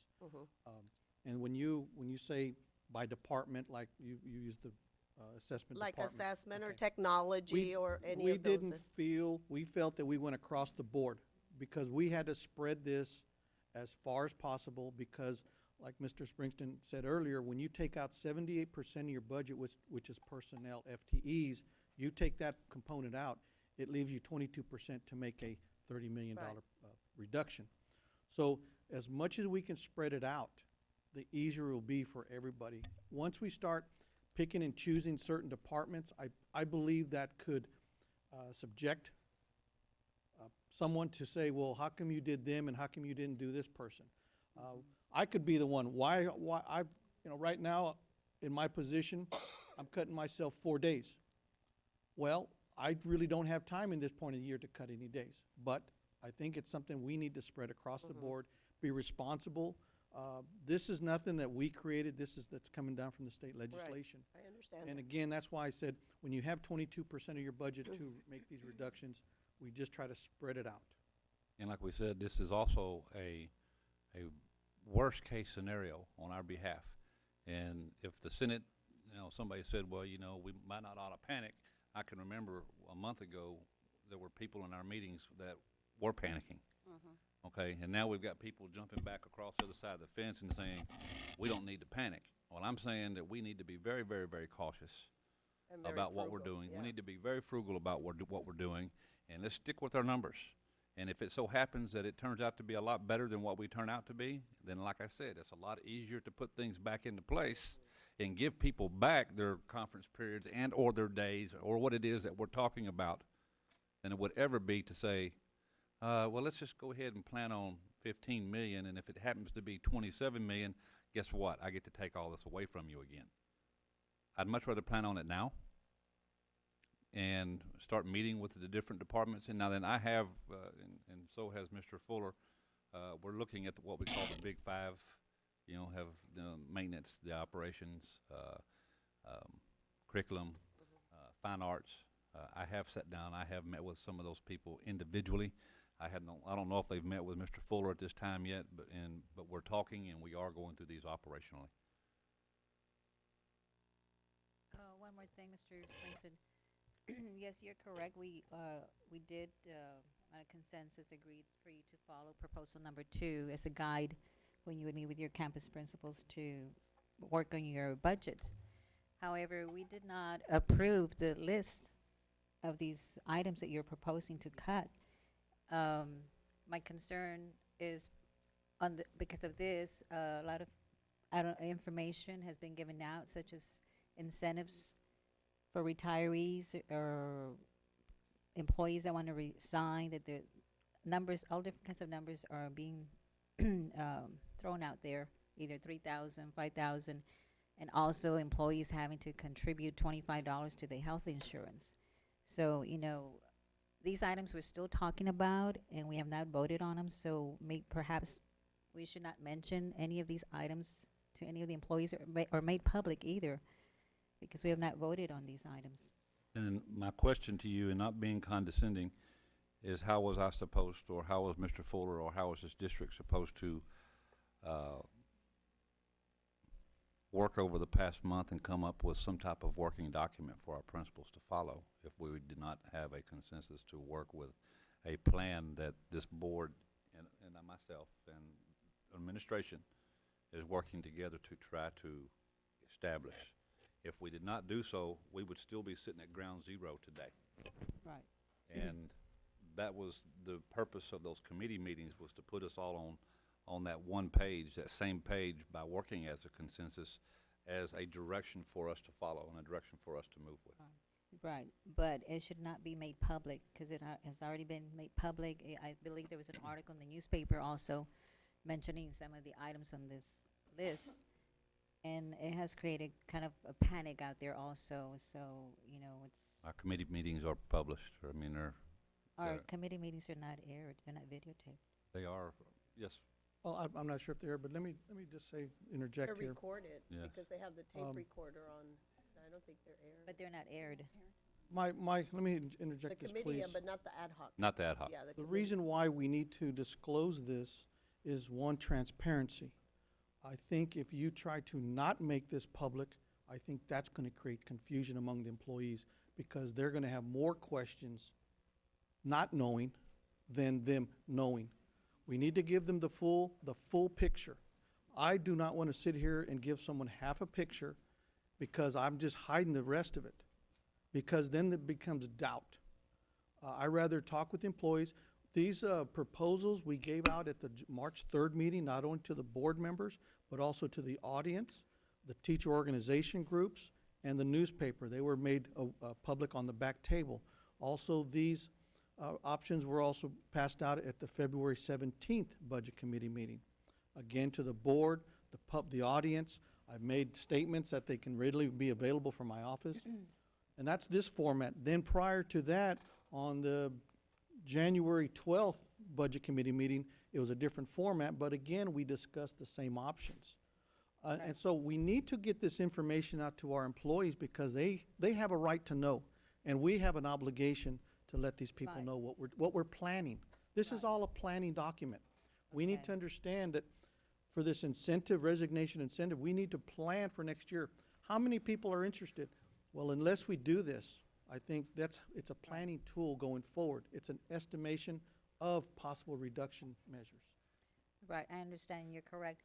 And however, I'm not wanting to keep anything from the public. However, I want to be more, cautious as to the numbers that we're going to be looking at, and also the insurance, health insurance, the contributions. We did not agree to $25. We said we're going to still look into it.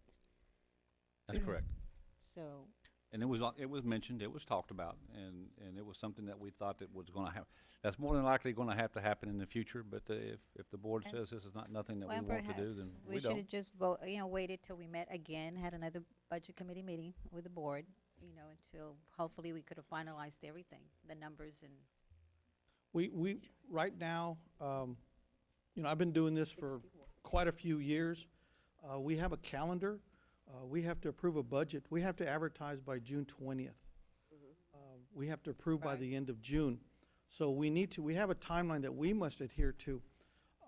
And again, just make sure that these are just considerations. These are not etched in stone. But this gives us a plan to reduce our budget by approximately $30 million, or $30 million plus million. If the legislation comes back and says, no, your reduction is only $20 million, as Mr. Springston said, it's easier to give than to take, because if we tell them 20 million, they're gonna build their budget on 20 million, and then we gotta go back and take 10. Right. That'd be a little bit harder. I'd rather take now's the time to tighten our belts. We also have $6.5 million plus last summer, Attorney General came back and said, you must pay the step increase to the teachers. That cost us a little over $3 million. So that's gonna have a play on our local maintenance fund. Now's the time we need to tighten our belts, adjust our budgets to take that in consideration. Plus, any other budget cuts, plus we are committed to a full-day pre-K program, which is going to now take on another step for us to keep these people on board as a full-day program. Remember I talked earlier about ERA funds. ERA funds has a big play in it. It's a little $6 million we need to make room for in our existing funds for these personnel, because again, I believe from the very onset, we said that we were not going to release any FTEs unless voluntary. And I believe we're also gonna have to make room or plans for those employees that were hired with the stimulus funds as well. That's the ERA Right, funds I was talking that's about, what Ms. it- Longoria, okay. yes. And other programs such as the Gear Up.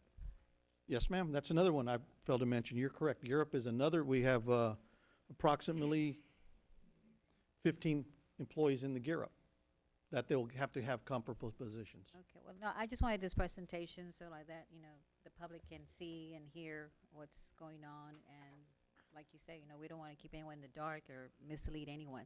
We just need to be transparent. Right. Not only the board, but administration, we need to be transparent with our employees. And again, these are just for consideration. And not have any misunderstandings or miscommunication also between all of us. But I still recommend the 25 or whatever is allowable for the health insurance program, solely for the health insurance program. We knew it was coming 2 to 3 years ago. We had a couple bad years, and I feel that time has come. Thank you. Ms. you. Bresas? Oh. Go ahead, Ms. Oh. Peña. And this is a proposal. This is not a final draft, so things can change still. So I want to make sure that the public understands. This is a proposal. This is not finalized yet until. It's a proposal, but we need to move forward and start building a budget, and we need certain options to go that direction in case the state does come back and say $30 million. Right. If they come back and say 50, which now they've really backed away from that position of 50. I'm sure they're going to back up more. But there is and CSHB is committee substitute House bill, 2495. But I want the believe it is. public to understand this is a proposal because I'm going to throw this out there. If those senators and representatives want to go back an election year, they're going to take care of education. If they don't, they're going to get a very loud and clear message. You don't sit here and complain that Japan and China are beating us and we're cutting our education. So I really don't think they're going to cut back more than that. So I appreciate your proposal. I just don't want to scare the public out there. No, They ma'am. need to understand this is not final. These are just ways that we're looking, like you said. It's better to take away and then we end up finding out we don't have to take that much. It's easier to give it back to you. So I'm okay with that. I have one last question. So when these ideas started to come up, did they come from the principals and the campus people, or was it just administration that decided to put those things together? It was a combination of different superintendents' ideas from all over the state. We looked at different scenarios, and we talked as a group of cabinet members. Then we looked at TSA's website, which is an alliance that we belong to. We looked at some of the ways that they were looking at cutting and doing some of their different districts and what they were doing. And then we tried to come back and look and see exactly how it was going to fit the needs of our district. Well, in some districts, they are reducing their pre-K program. Well, that doesn't fit the scenario that we need here for BISD. We believe that pre-K is probably the jumpstart of our educational success and our academic success. We're keeping our kids all day, so it's more or less just talking with people, talking with other superintendents in other districts. I like going to my meetings that I go to on Fridays.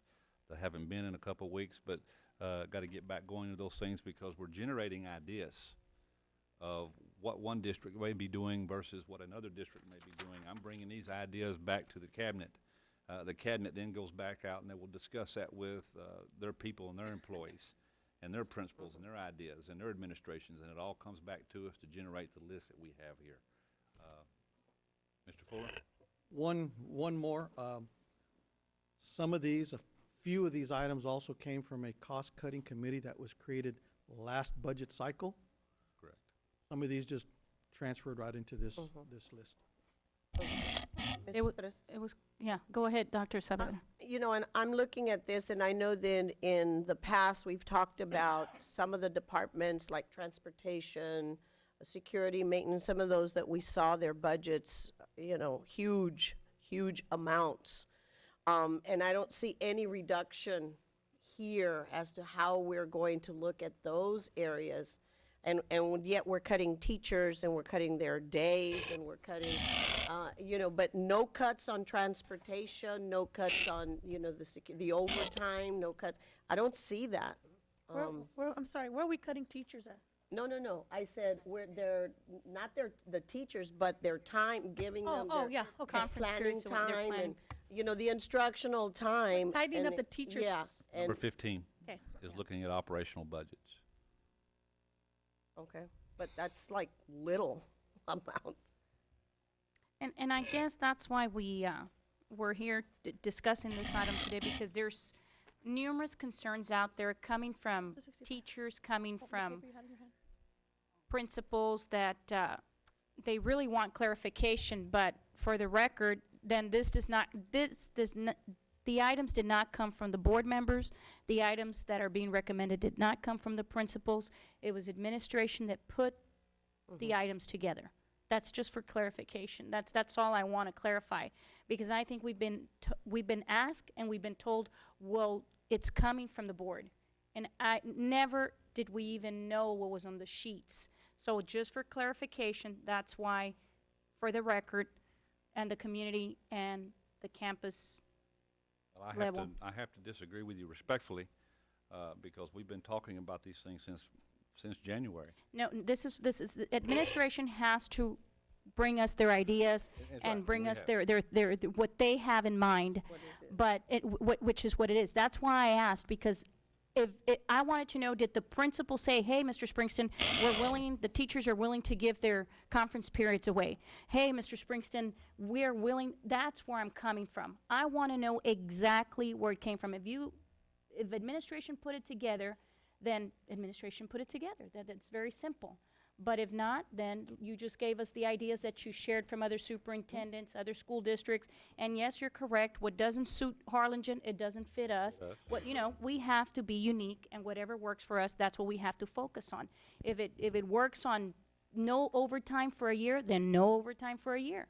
Period. That's the bottom line. And all I'm saying is that this entire board and administration, we have to be on the same page to make this budget work. We cannot say this is an administrative budget because it's got to be approved by the board. And at the same time, I can't say that it's a board's budget when administration has to bring forth the ideas. And so all I'm trying to do is making sure that we're all on the same page, that we had discussed with a consensus on proposal number 2 for us to move forward and build a working schedule and a working document for the campuses and for this district to operate. And from that document, you know, this is something that I'm very proud of. I'm proud of Mr. Fuller. I'm proud of the administrative staff.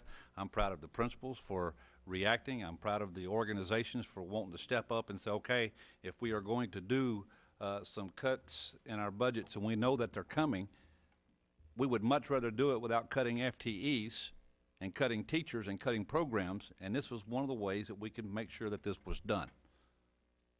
And that puts us all in the right limelight, because we are not cutting programs and we're not cutting FTEs, and that's what we all agreed upon. And so with that in mind, going on,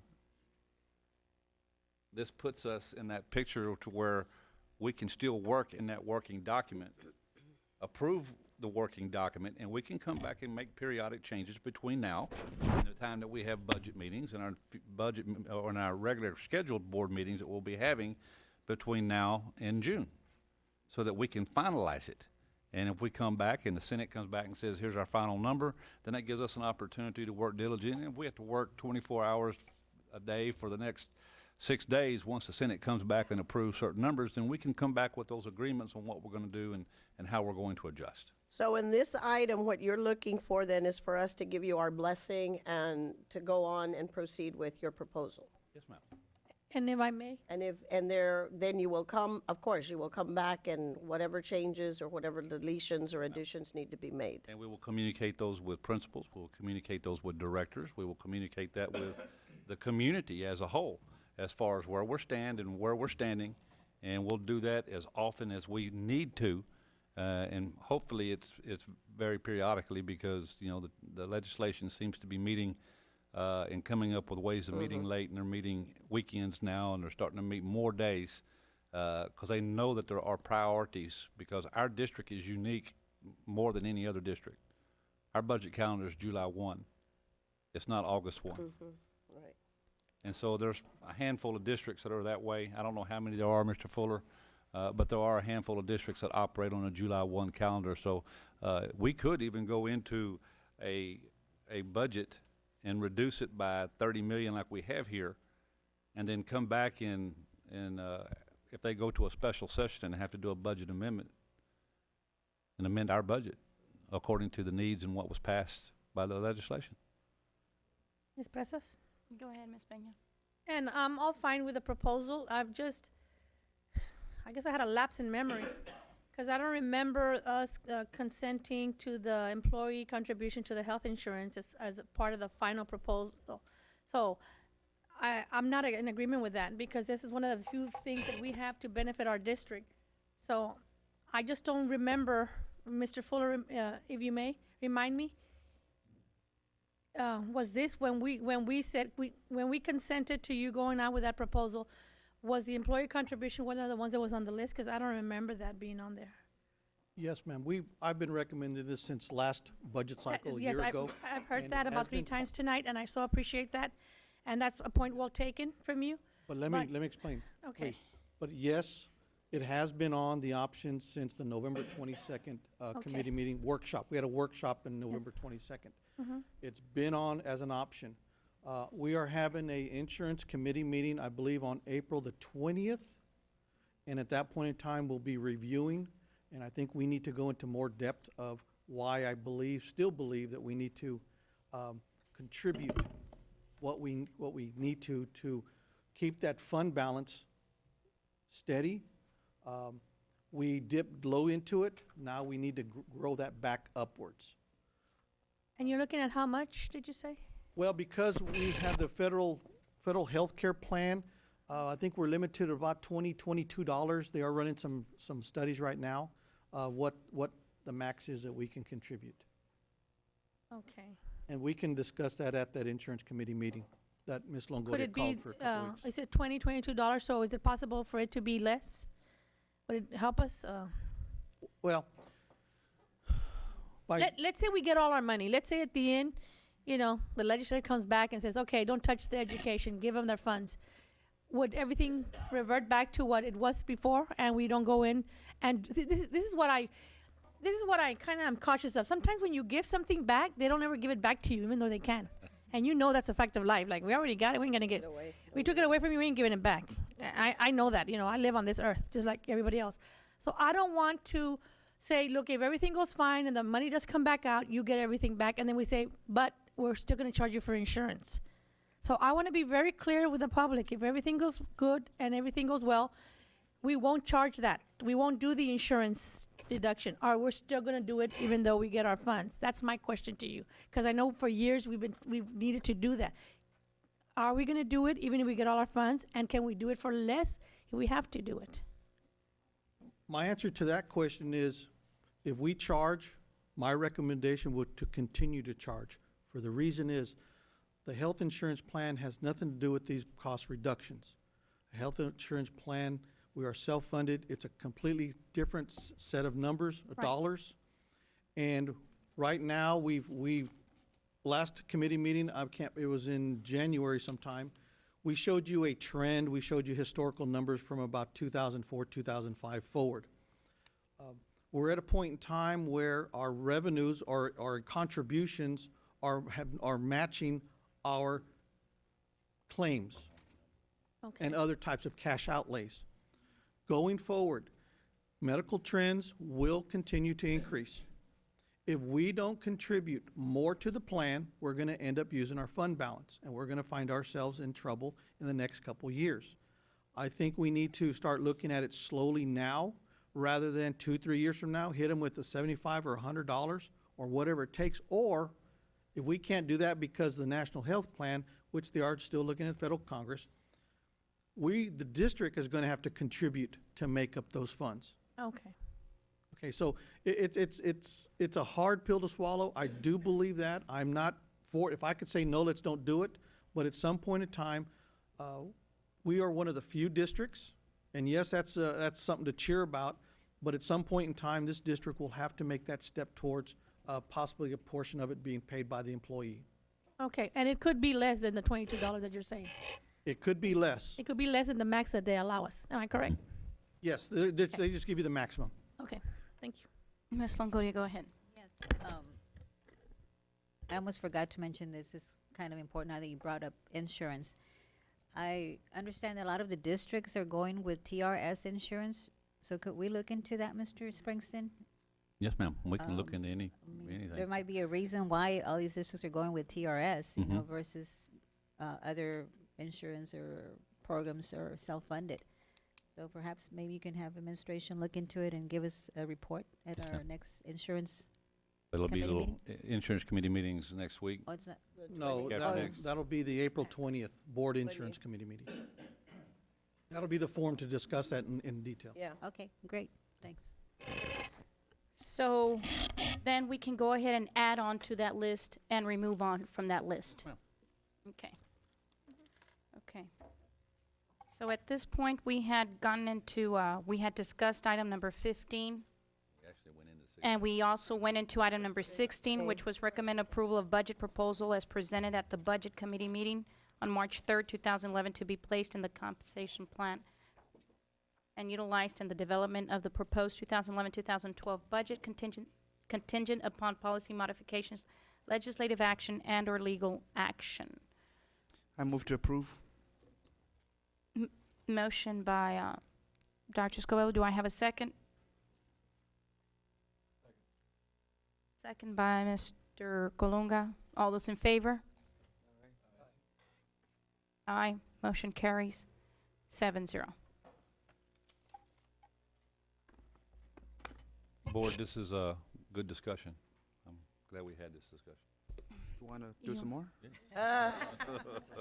We'll do it at the next budget meeting. That's surprising from Budget you, meeting. Dr. Escuela. We now go to item number 17, recommend approval of resolution 018 regarding the early notification of resignation option plan available to employees April 11, 2011 through April 25th, 2011. I have Dr. Saavedra with a question. Yes, I'm sure that, and this is probably for Mr. Michel, you looked at the TASB legal services on the all the legalities for all these, when we developed or when you developed this resolution, what was applicable and what was not, and what was right and what was not, because I went into the TASB legal services and it scared me.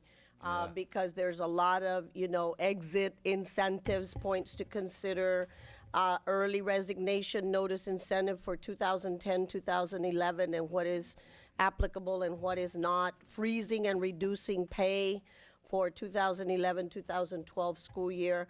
And I'm like, oh my gosh, this is a lot to swallow, so. Right, one of the reasons this is listed as early notification is to make it different somewhat than an early incentive program, because part of it is the timing and the number of legal issues that arise from that would have made it just impractical to do at this point in time. And I think that's why I felt a little uneasy when this resolution, because then what if we're in violation of what the TASB legal has, as I was reading some of these points to consider, if they're on contract, if they're retirees, is it for exit, and it deals with certified and non-certified personnel, and what you can and cannot offer. Insurance, the loss of insurance, should they, resign early. I don't know if our employees are aware of that. Things like that we need to take into consideration that I didn't see on here. And if I may, that's something that we really need to stress, because some people don't think about that. And then you retire, and a big chunk of your money is going to go into insurance, or we're going to have you on the uninsured line. And we really need to stress that. And do they collect, the unemployment, and do they qualify? Because I was reading here that if they do, then they qualify, because, they're no longer working. So what is that going to do? Yeah. And I didn't see anything like that listed on here, so I'm a little bit concerned about this resolution. Me personally, after looking through all of this. But this is Right, and I think the answer really is in whether it's considered an early incentive or an early notification. The early incentive triggers a number of requirements, for example, like under the Older Workers Benefits Protection Act, that gives a period of time in which to take it back. And this just notification is different in nature. That's why it would be different than the TASB legal services, which really addresses all of these other other contingencies. It won't come back to haunt us. No, I think what you're raising here, though, is in part of policy issues. What are people informed when they exit? My answer to that, Dr. Saavedra, is that when we meet with employees, the whole idea here was twofold. The first fold was that other superintendents that I know that have done this type of resolutions told me they made their first mistake by only not offering enough. And then I thought about that and talked with staff members and also some employees, that our district has done very well over the last several years. And that if it came down to a worst-case scenario and we had to look at cutting FTEs, like in our last budget committee meeting, somebody had brought up Dallas had cut 500 employees, or Northeast is cutting 500 and something employees, and Northside is cutting 1,000 employees. They were looking at all these pink slips, and all these people were not getting rewarded for the work that they have put forth. We have an opportunity here to work. I'm using these numbers as I have used them in scenarios before, that if I have 200 employees that would take the incentive of this resolution, then they would have to come up to this building and give us a letter stating that this is what they would like to do, and at that time we would have to give them all their options as far as the retirement, the lack of insurance. We would give them all those notifications that are duly respected and that an institution should do, that should be granted to. But at the same time, if I've got 200 employees and it comes a worst case scenario, and these employees have decided that, yes, I have put time in, and so I would like to grab 10,000, I'm going to spend $2 million rewarding those teachers instead of giving out pink slips like a lot of districts have already done. I'm going to reward those teachers for the great work that they performed in our district and what they've done for our community and what they've done for our kids. Now that on the average, if those employees make $60,000 a piece, and I'm just throwing that number out there, and then that's going to be a $12 million bring back to the district, minus the 2, which is a $10 million surplus that we have just gathered for our district. And so if let's say that the government comes back and says you have that $17 million that you're going to have to come back out and pay, then I've got that $10 million to look at and to play with. Out of that $30 million that we've already decided that we were going to take out of that proposal, now I'm able to give something back to the employees at the same time, and also back to the schools, such as those conference periods and also those teachers that were needed under the main subject areas, take care of the area stimulus funds, take care of the grant money that we were just talking about, and still fulfill the academic needs of our district. It was there to pat people on the back for saying, job well done. And we wanted to make sure we did it legally in a resolution that was looked at with Thompson and Horton and Miss, I didn't forget your name, Miss Fox. You did? Also, Oh, yes, you you did. know, the taxes, I mean, Yeah, if they're gonna get a and lump sum, and the their percent of taxes. Everything would be generated and communicated with these people, but it would give us a jump start, and it would also prevent us from ever having to tell anybody that we're gonna be giving you pink slips, and that's not what we wanna do.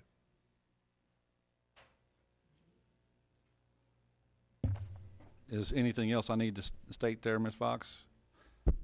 No, sir, I don't believe so. Just that we did, I did work in conjunction with Mr. Michelle and Ms. Snyder-Vogel, another attorney in their firm, in creating this. And as he said, it's specifically an early notification, which separates it. I too read through all of the TASB information, and it was Pretty scary. overwhelming.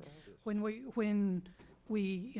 began to work on this, and I went first to the attorneys to ask, they had several different samples, and they took our information that we wanted to put in there in terms of some of the details of the program, and they took that and worked this into the document. So the document was actually written by Thompson and Horton and the attorneys there. So, Ms. Presas? Yes, Ms. Peña, go ahead. So, I'm gonna direct my question to Mr. Michelle. So then, we're okay, we won't be in any violation, nothing's gonna come back and haunt us in the future with the way the resolution is written. No, not based on how it's written for this particular program, which is, Ms. Fox said, is an early notification program as opposed to an exit incentive or retirement incentive program. So on your advice, if we were to approve, it would be okay? Yes. I didn't hear that loud enough. Yes, again. Thank you. I need a loud and clear yes from you. Thank you, sir. Ms. Longoria, you have a question also? Yeah, I was just wanted for clarification. Is this only if we go with proposal number 3 or No, ma'am. proposal 2? This is proposal number 2. Number 2. Yes, ma'am. Now, this is before we actually survey, correct? This will be a part, we will go out and do this now, Okay. if approved. We'll actually look at numbers. Move to approve. Do I have a motion? Motion by Ms. Peña, second by Mr. Aguilar. All those in favor? I'm against. We have Dr. Saavedra is against. Ms. Longoria is against.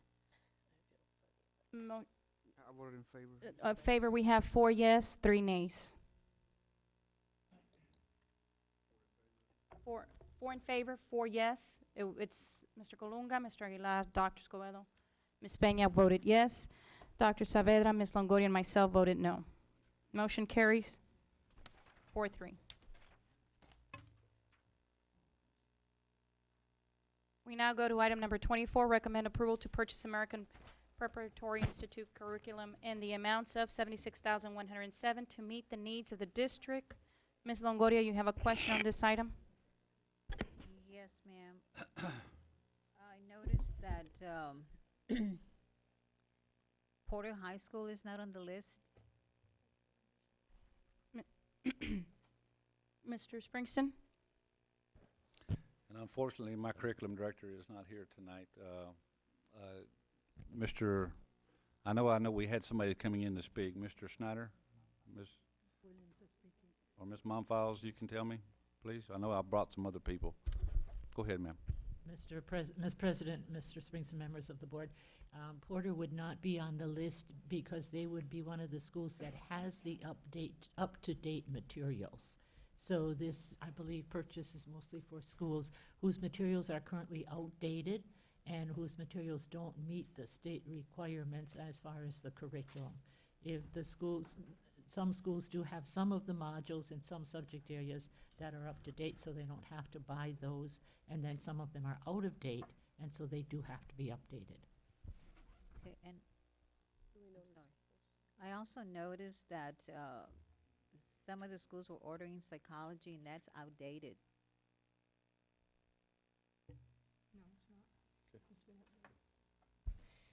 Psychology, the reason that psychology has been ordered is that there is a new psychology, and that's the reason it had to be ordered, that does meet the current texts and TEKS. Even though it says outdated? If it says outdated, that's incorrect. Maybe it meant outdated, the ones that were there, because I know that, I haven't seen what you have, but I know that we had a list of outdated and we had to replace those. And But I psychology also- is still an approved elective. Okay, I also noticed that some campuses are ordering 2, some 1, some 9, so. The reason for that is that according, for example, at the Brownsville Learning Academy, it serves, especially for the underclassmen, it serves as the primary course of study. And therefore, of course, because we are a credit recovery school, we need more. And schools, the traditional schools, don't need as many as we do because they use the Moni and the STARS labs.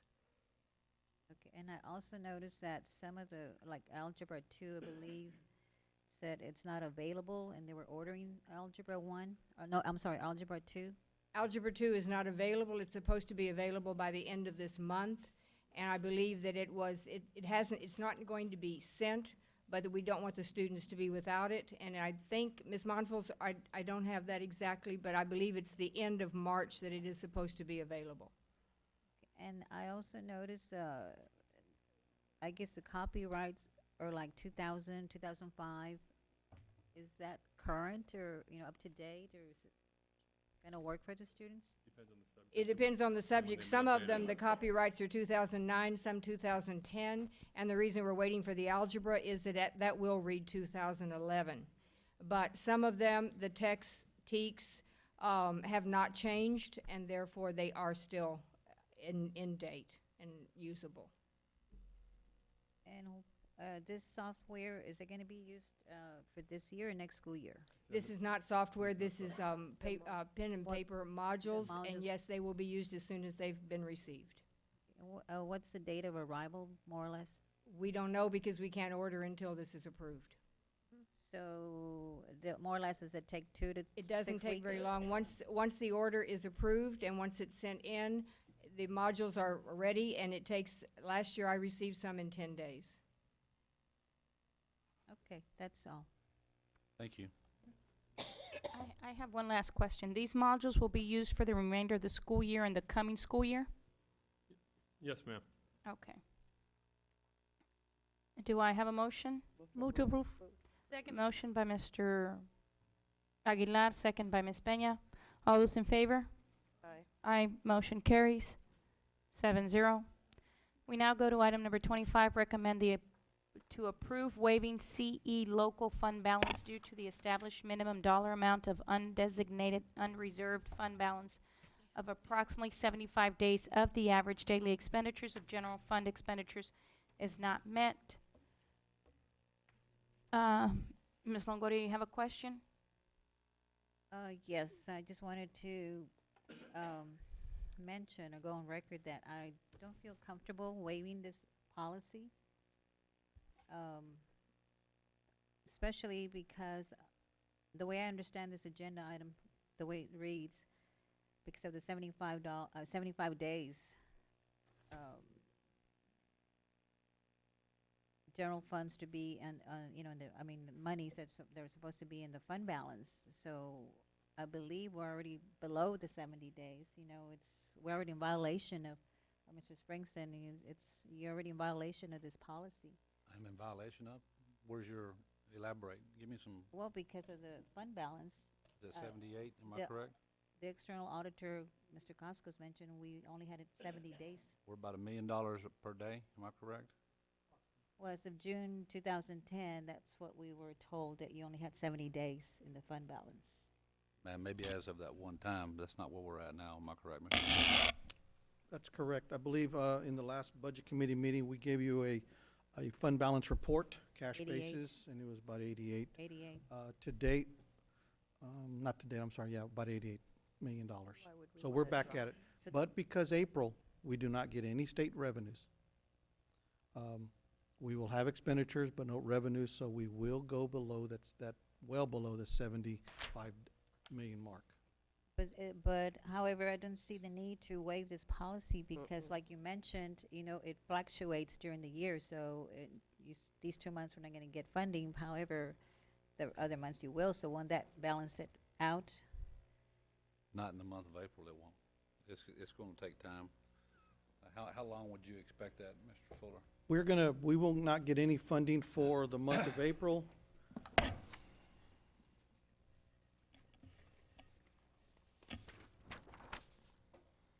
We'll get approximately $26 million in May, approximately $26 million in June, and $26 million in July. So, okay, the last budget balance you gave us was 88 point something million as of December. Do you have a rough idea how much it is right now? Well, the one we gave you was as February, end of February. I thought I read December. No, on March the 3rd Budget Committee meeting, I gave a report of the fund balance, cash basis as of February 28th. Let's see, I think I have it here. It says cash basis local maintenance fund balance at December 31st, 2010. But on the March 3rd meeting, It says 88.880. okay, well, on the March 3rd meeting, there's another report, just the same that, but with up-to-date numbers as of February 28th. Okay, how much was it then? I thought it's around $90 million also. 90. But because we're not gonna get any funding, and we're gonna incur expenditures, right now, we're Right. incurring expenditures every day that we open from now to the end of April. We're gonna incur expenditures, and we're gonna go well below the 75 day mark. 70 days. Do we have an idea how much lower? I believe our expenditures are probably running anywhere from 26 million a month.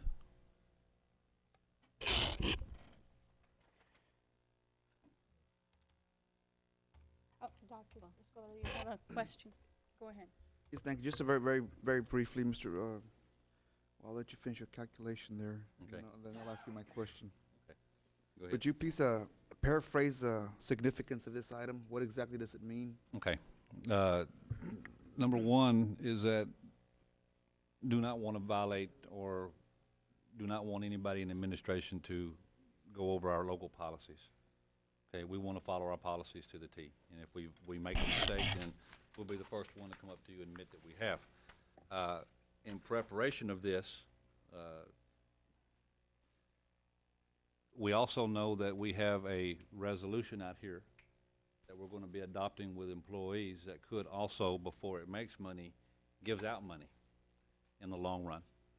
And so we have a resolution, we have a budget that we're trying to prepare. We're trying to do budget saving criteria. We know we're not getting a payment through the state through the month of April. It's notifying the district, even though we have spent some fund balance over the last couple of years. We've gotten to a point to where we're doing notifications so that we are transparent with what we're doing, with the monies, with the local policies, with the policies as are, and we're going to come to you and let you know that this is where it's going to take us. And we do not want to be in violation of that. Now then, I will take that one step further. In the spending of these monies, and nobody ever wants to dip into the cookie jar. That's one thing that you never want to do. But one of our employees here from an organization had made a good comment about previous construction projects that was awarded to this district through other boards, other administrations, so what? Those were good projects, okay? But that 2006 bond issue built 5 schools. Those 5 schools still had to be funded by putting equipment, putting chairs, desks, library, equipment, the things that you cannot take out of the bonds had to be funded out of that 199, had to be funded out of that fund balance. You had Raquel Pena that was built out of fund balance. You had adult education center refurnished and rebuilt with fund balance. You had transportation parking lot that was done with fund balance. There's several projects out there that had millions of dollars worth of projects that we now have kids sitting in classrooms, sitting in new desks and new learning environments, and smaller learning environments that are actually doing real well with the 26 distinguished schools that we have, that it seems to be working for us. But now there has to be a time to where we have to say, after we finish these last projects, okay, this is what we've done, let's put our brakes on, let's rebuild everything that we've put into the system. That's the one reason why we're bringing this avenue, or bringing this agenda item to you in this avenue, so that we know that it's going to go below, but we also know that we have to put the brakes on and rebuild at the same time, because our projects are just about finished. You're asking for this to be weighed for how long? How much time do we need, Mr. Fuller? Guesstimate. My guesstimate is probably gonna end up June 30th, 2011, under the 75-day mark. Okay. And we discussed that back on the March 3rd meeting when we discussed the fund balance cash flow. That's statement. about the same time that we're going to be about ready to adopt and announce a new budget, correct? Correct. Okay. You done? Yes, thank you.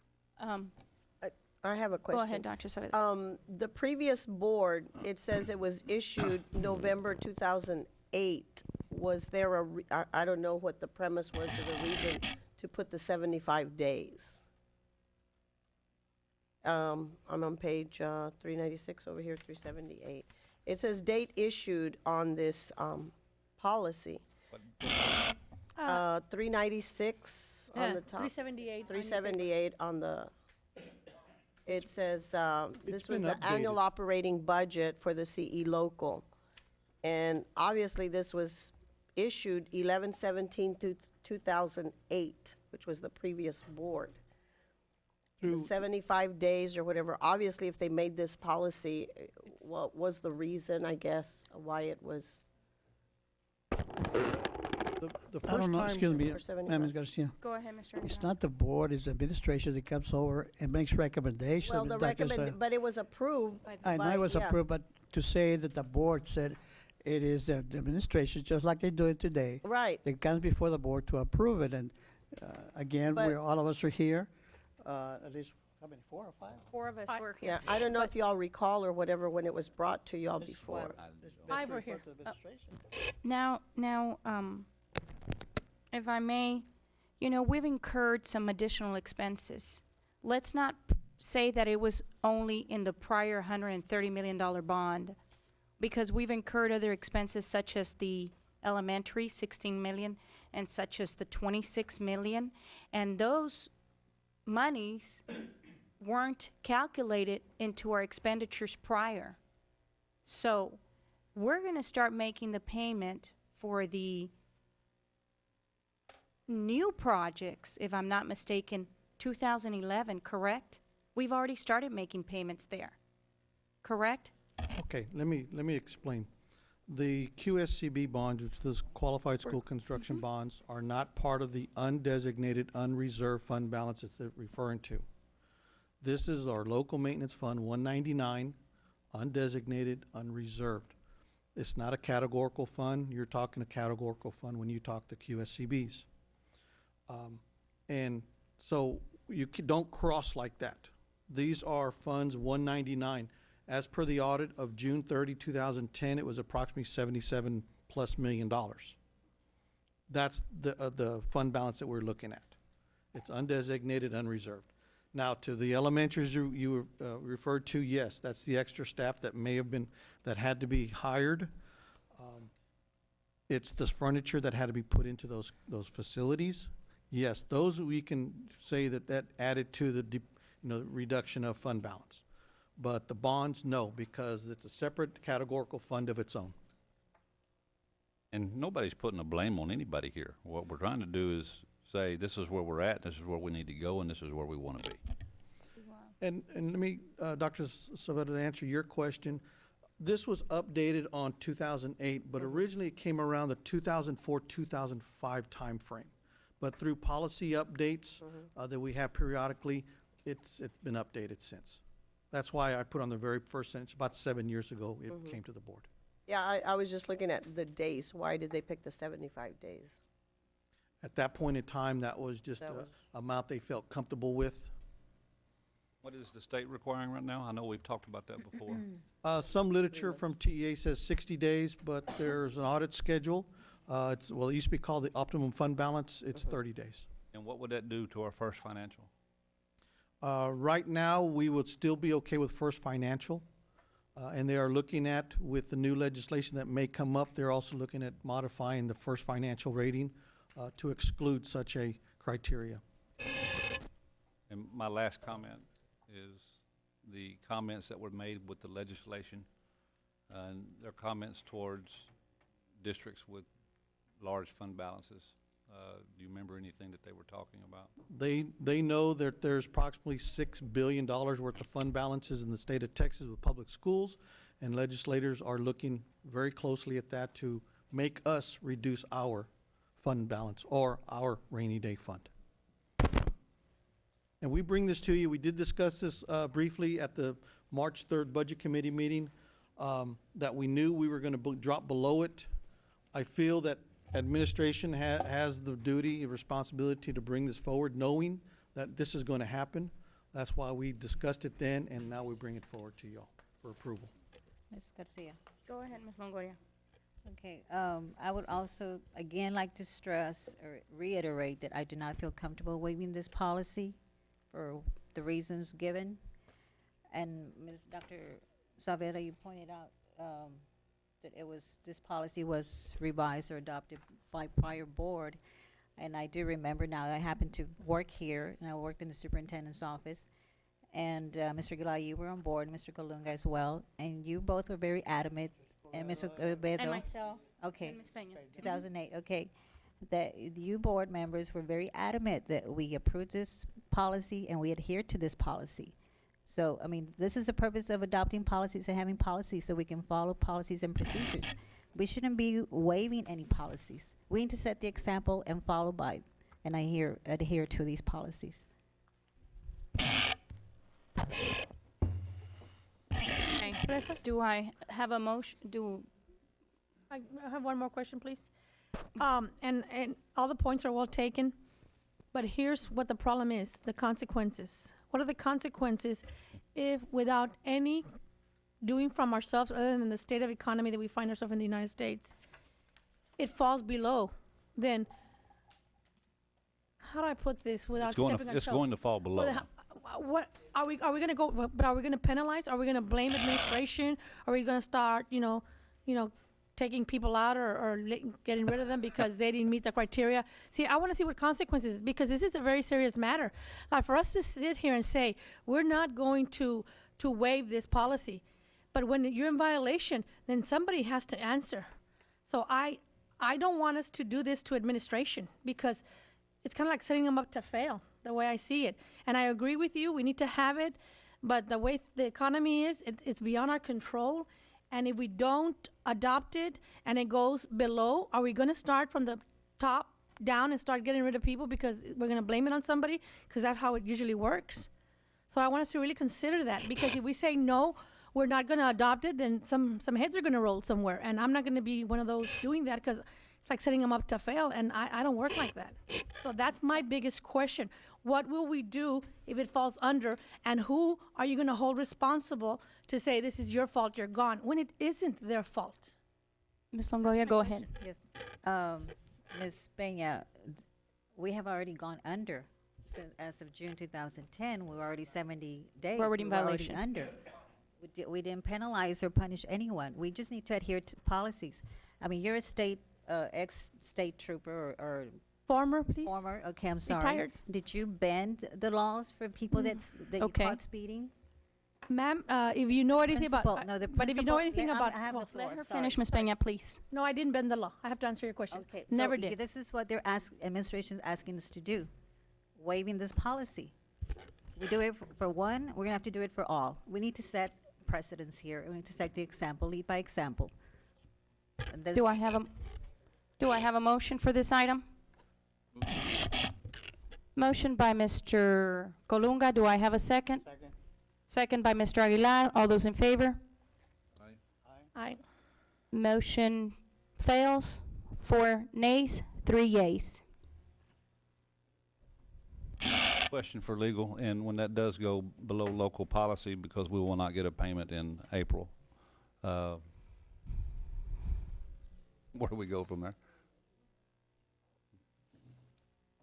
Well, if I may, Ms. Presas, as Ms. Lucy said, there's pretty much, we're not gonna do anything to anyone. I mean, it's not that we're after anyone, and I wanted to state that clearly. That's what she said.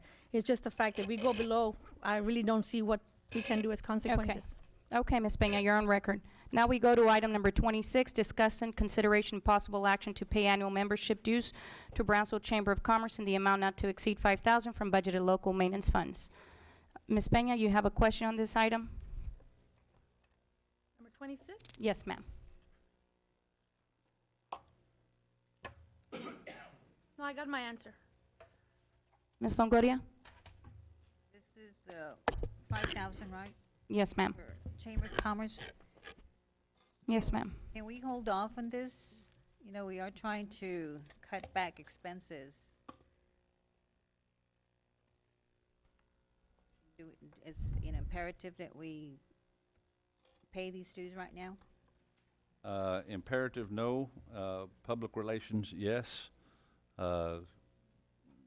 We do work well together. We are working together now with United Way and United Brownsville. We're working on a on a $1.2 million grant to our district on collaborative services and getting our kids workforce ready. This is for the Browns Yes, Chamber of Commerce? yeah, it's the Chamber of Commerce is also working with the United Way, which is also working with United Brownsville. It's a group of people all working together to get our kids and our community in one direction. And so that would be my answer to you is yes, I think it's imperative that we continue to work with these people to do these things. And by when do we need to pay these dues? Once board once. approved, yes. Just one. Okay. Move to approve. Second. Motion by Ms. Peña, second by Mr. Aguilar. All those in favor say aye. Aye. Aye. Aye. Motion carries 7-0. We now go to item number 27, recommend approval to pay ERO Architect $2,785.94, Hannah High School Performing Arts Instructional Facility, Gomez Mendez Science Inc., $4,740.53, Brownsville Early College High School, Janak and Associates Architects Inc., $18,191.45, Daniel Breen Elementary School, number 144, K Architects Inc., $2,247.76, Porter High School Instruction Facility, Professional Services Industries Inc., $5,162, Hannah High School Performing Arts Instructional Facility, Reba Kisner Consultants Inc., $2,218.23, Daniel Breen Elementary, number 144, Reich Ogden Figueroa Alex Architects, $31,735.71, Brownsville Academic Center, Terracon Consultants Inc., $1,814.20, Brownsville Early College School, D. Wilson Construction Company, $1,119,527.89, Daniel Breen Elementary School, number 144 in Porter High School Instructional Facility, Spa Glass Contractors, Inc., $542,783, Hannah High School Performing Arts Instructional Facility, Texas Descon LP, $550,228, Brownsville Early College High School and Brownsville Academic Center for a grand total of $2,281,434.71 to be paid from our local fund balance 199 Qualified School Construction Bond Fund. Do I have a motion? Oh, Ms. Peña and Ms. Go ahead, Ms. Peña. No, I don't have a question on this You one. don't have, Ms. Longoria? Yes, I noticed that some of these projects are the ones that are coming out of the last bond that passed, right? The 26 million. I was under the understanding that we had suspended some of these projects. Have they? No, we didn't. We didn't go that route after all? No. Okay, and have we received any monies yet? IFA money? Yes, ma'am, we have. Do you know more or less how much? IFA? No. Or Not from the IFA. bond, I'm sorry. From Yes, ma'am. QSCB. Yes. When we closed the bonds on December Sorry. 20, Wrong acronym. December 22nd, we received the proceeds, $25+ million. All right, thank you. Any other questions? on the board? Move to Yeah, approve. I have a motion by Mr. Second. Aguilar, second by Mrs. Peña. All in favor? Motion passes unanimously. Let the record reflect Mrs. Stepped out for a moment. Moving on to item 29, recommend approval to pay PB Character Architects Incorporated $14,123.50. Pace and Porter High School Athletic Building additions. Rabbit Kitchen Consultants Incorporated $16,052.30. Palo Alto Supportive Service Center, VCC LCC $651,474.85. Palo Alto Support Service Center for a grand total of $682,450.65 to be paid from Local Maintenance Fund 189. I'll open the floor for discussion. Mrs. Longoria. That was the same question I had. Okay, any other questions from the board? Move to approve. I have a motion by Mrs. Peña, seconded by Mr. Aguilar. In favor? Motion Aye. passes unanimously. Item 30, recommend approval for legal services payment of $15,071.34 to Denton Navarro, Rocha, and Bernal PC for representation of A. Rendon versus BISD et al. I'll open the floor for discussion. Mrs. Longoria. Okay.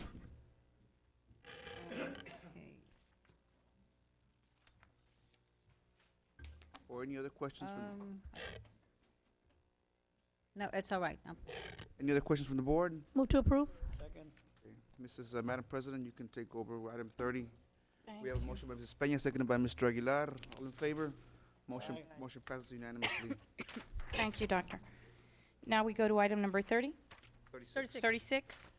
Recommend to approve resolution 017-10-11 and renewing the memorandum of understanding and authorize the expenditures of $25,000 membership fee for the participating in United Brownsville.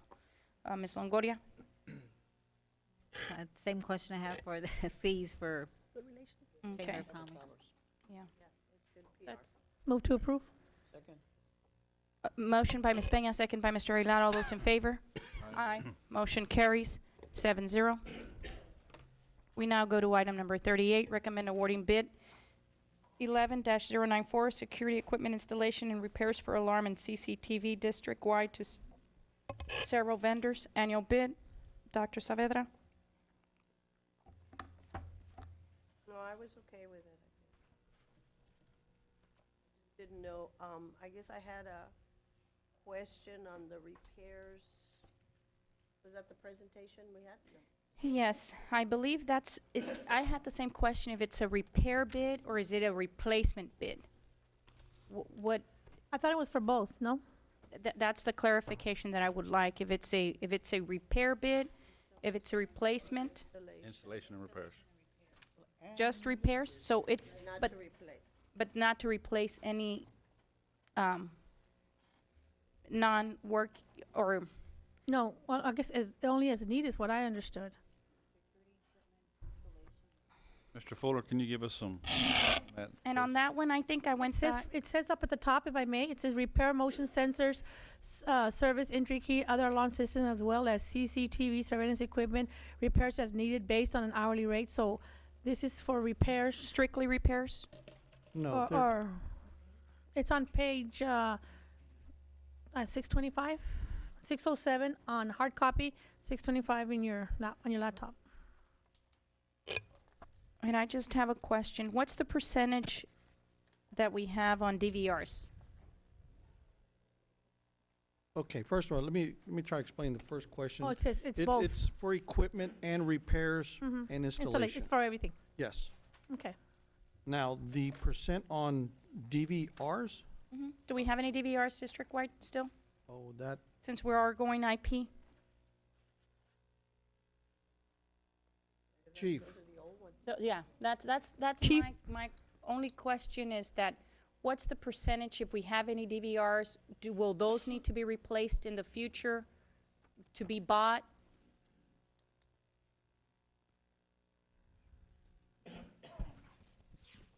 Good evening. Yes, ma'am. Can you repeat the question, please?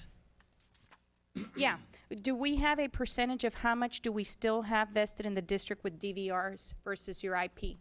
Yes, ma'am. Madam President, we have about 60%. Is that your oldest schools? Well, the schools that, I don't know, did they get this on their packet? There are several schools that have that. Several. I mean, we have a list of several schools to include high schools, couple of the middle schools, several middle schools, a few elementary schools. The newer schools have obviously that type of equipment, new equipment. High The newer school, ones have the IP. absolutely.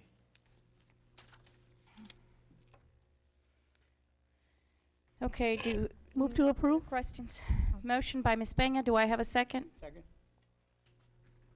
Second by Mr. Aguilar. All those in favor? Aye. Aye. Motion, yes, Dr. Escobedo. I'd like to abstain on this item. Dr. Escobedo will abstain. Motion carries 6-4, 1 abstain. Sounds fine. We now go to closed meeting as pursuant to Texas Government Code Section 551.071, 551.072, 551.074, 551.082, and 551.084. Thanks for the water.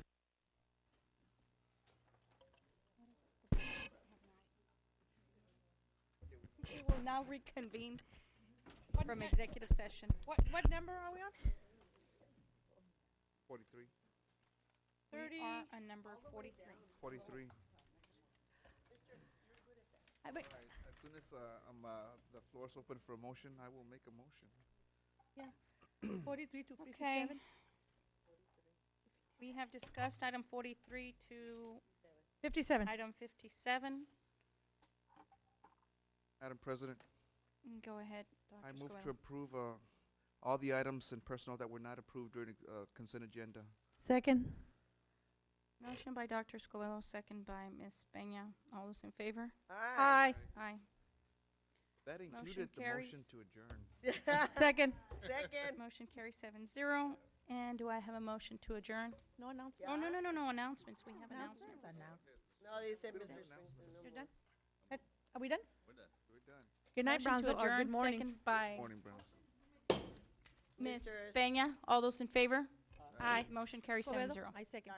Dr. Escobedo, Miss. Good night and good morning.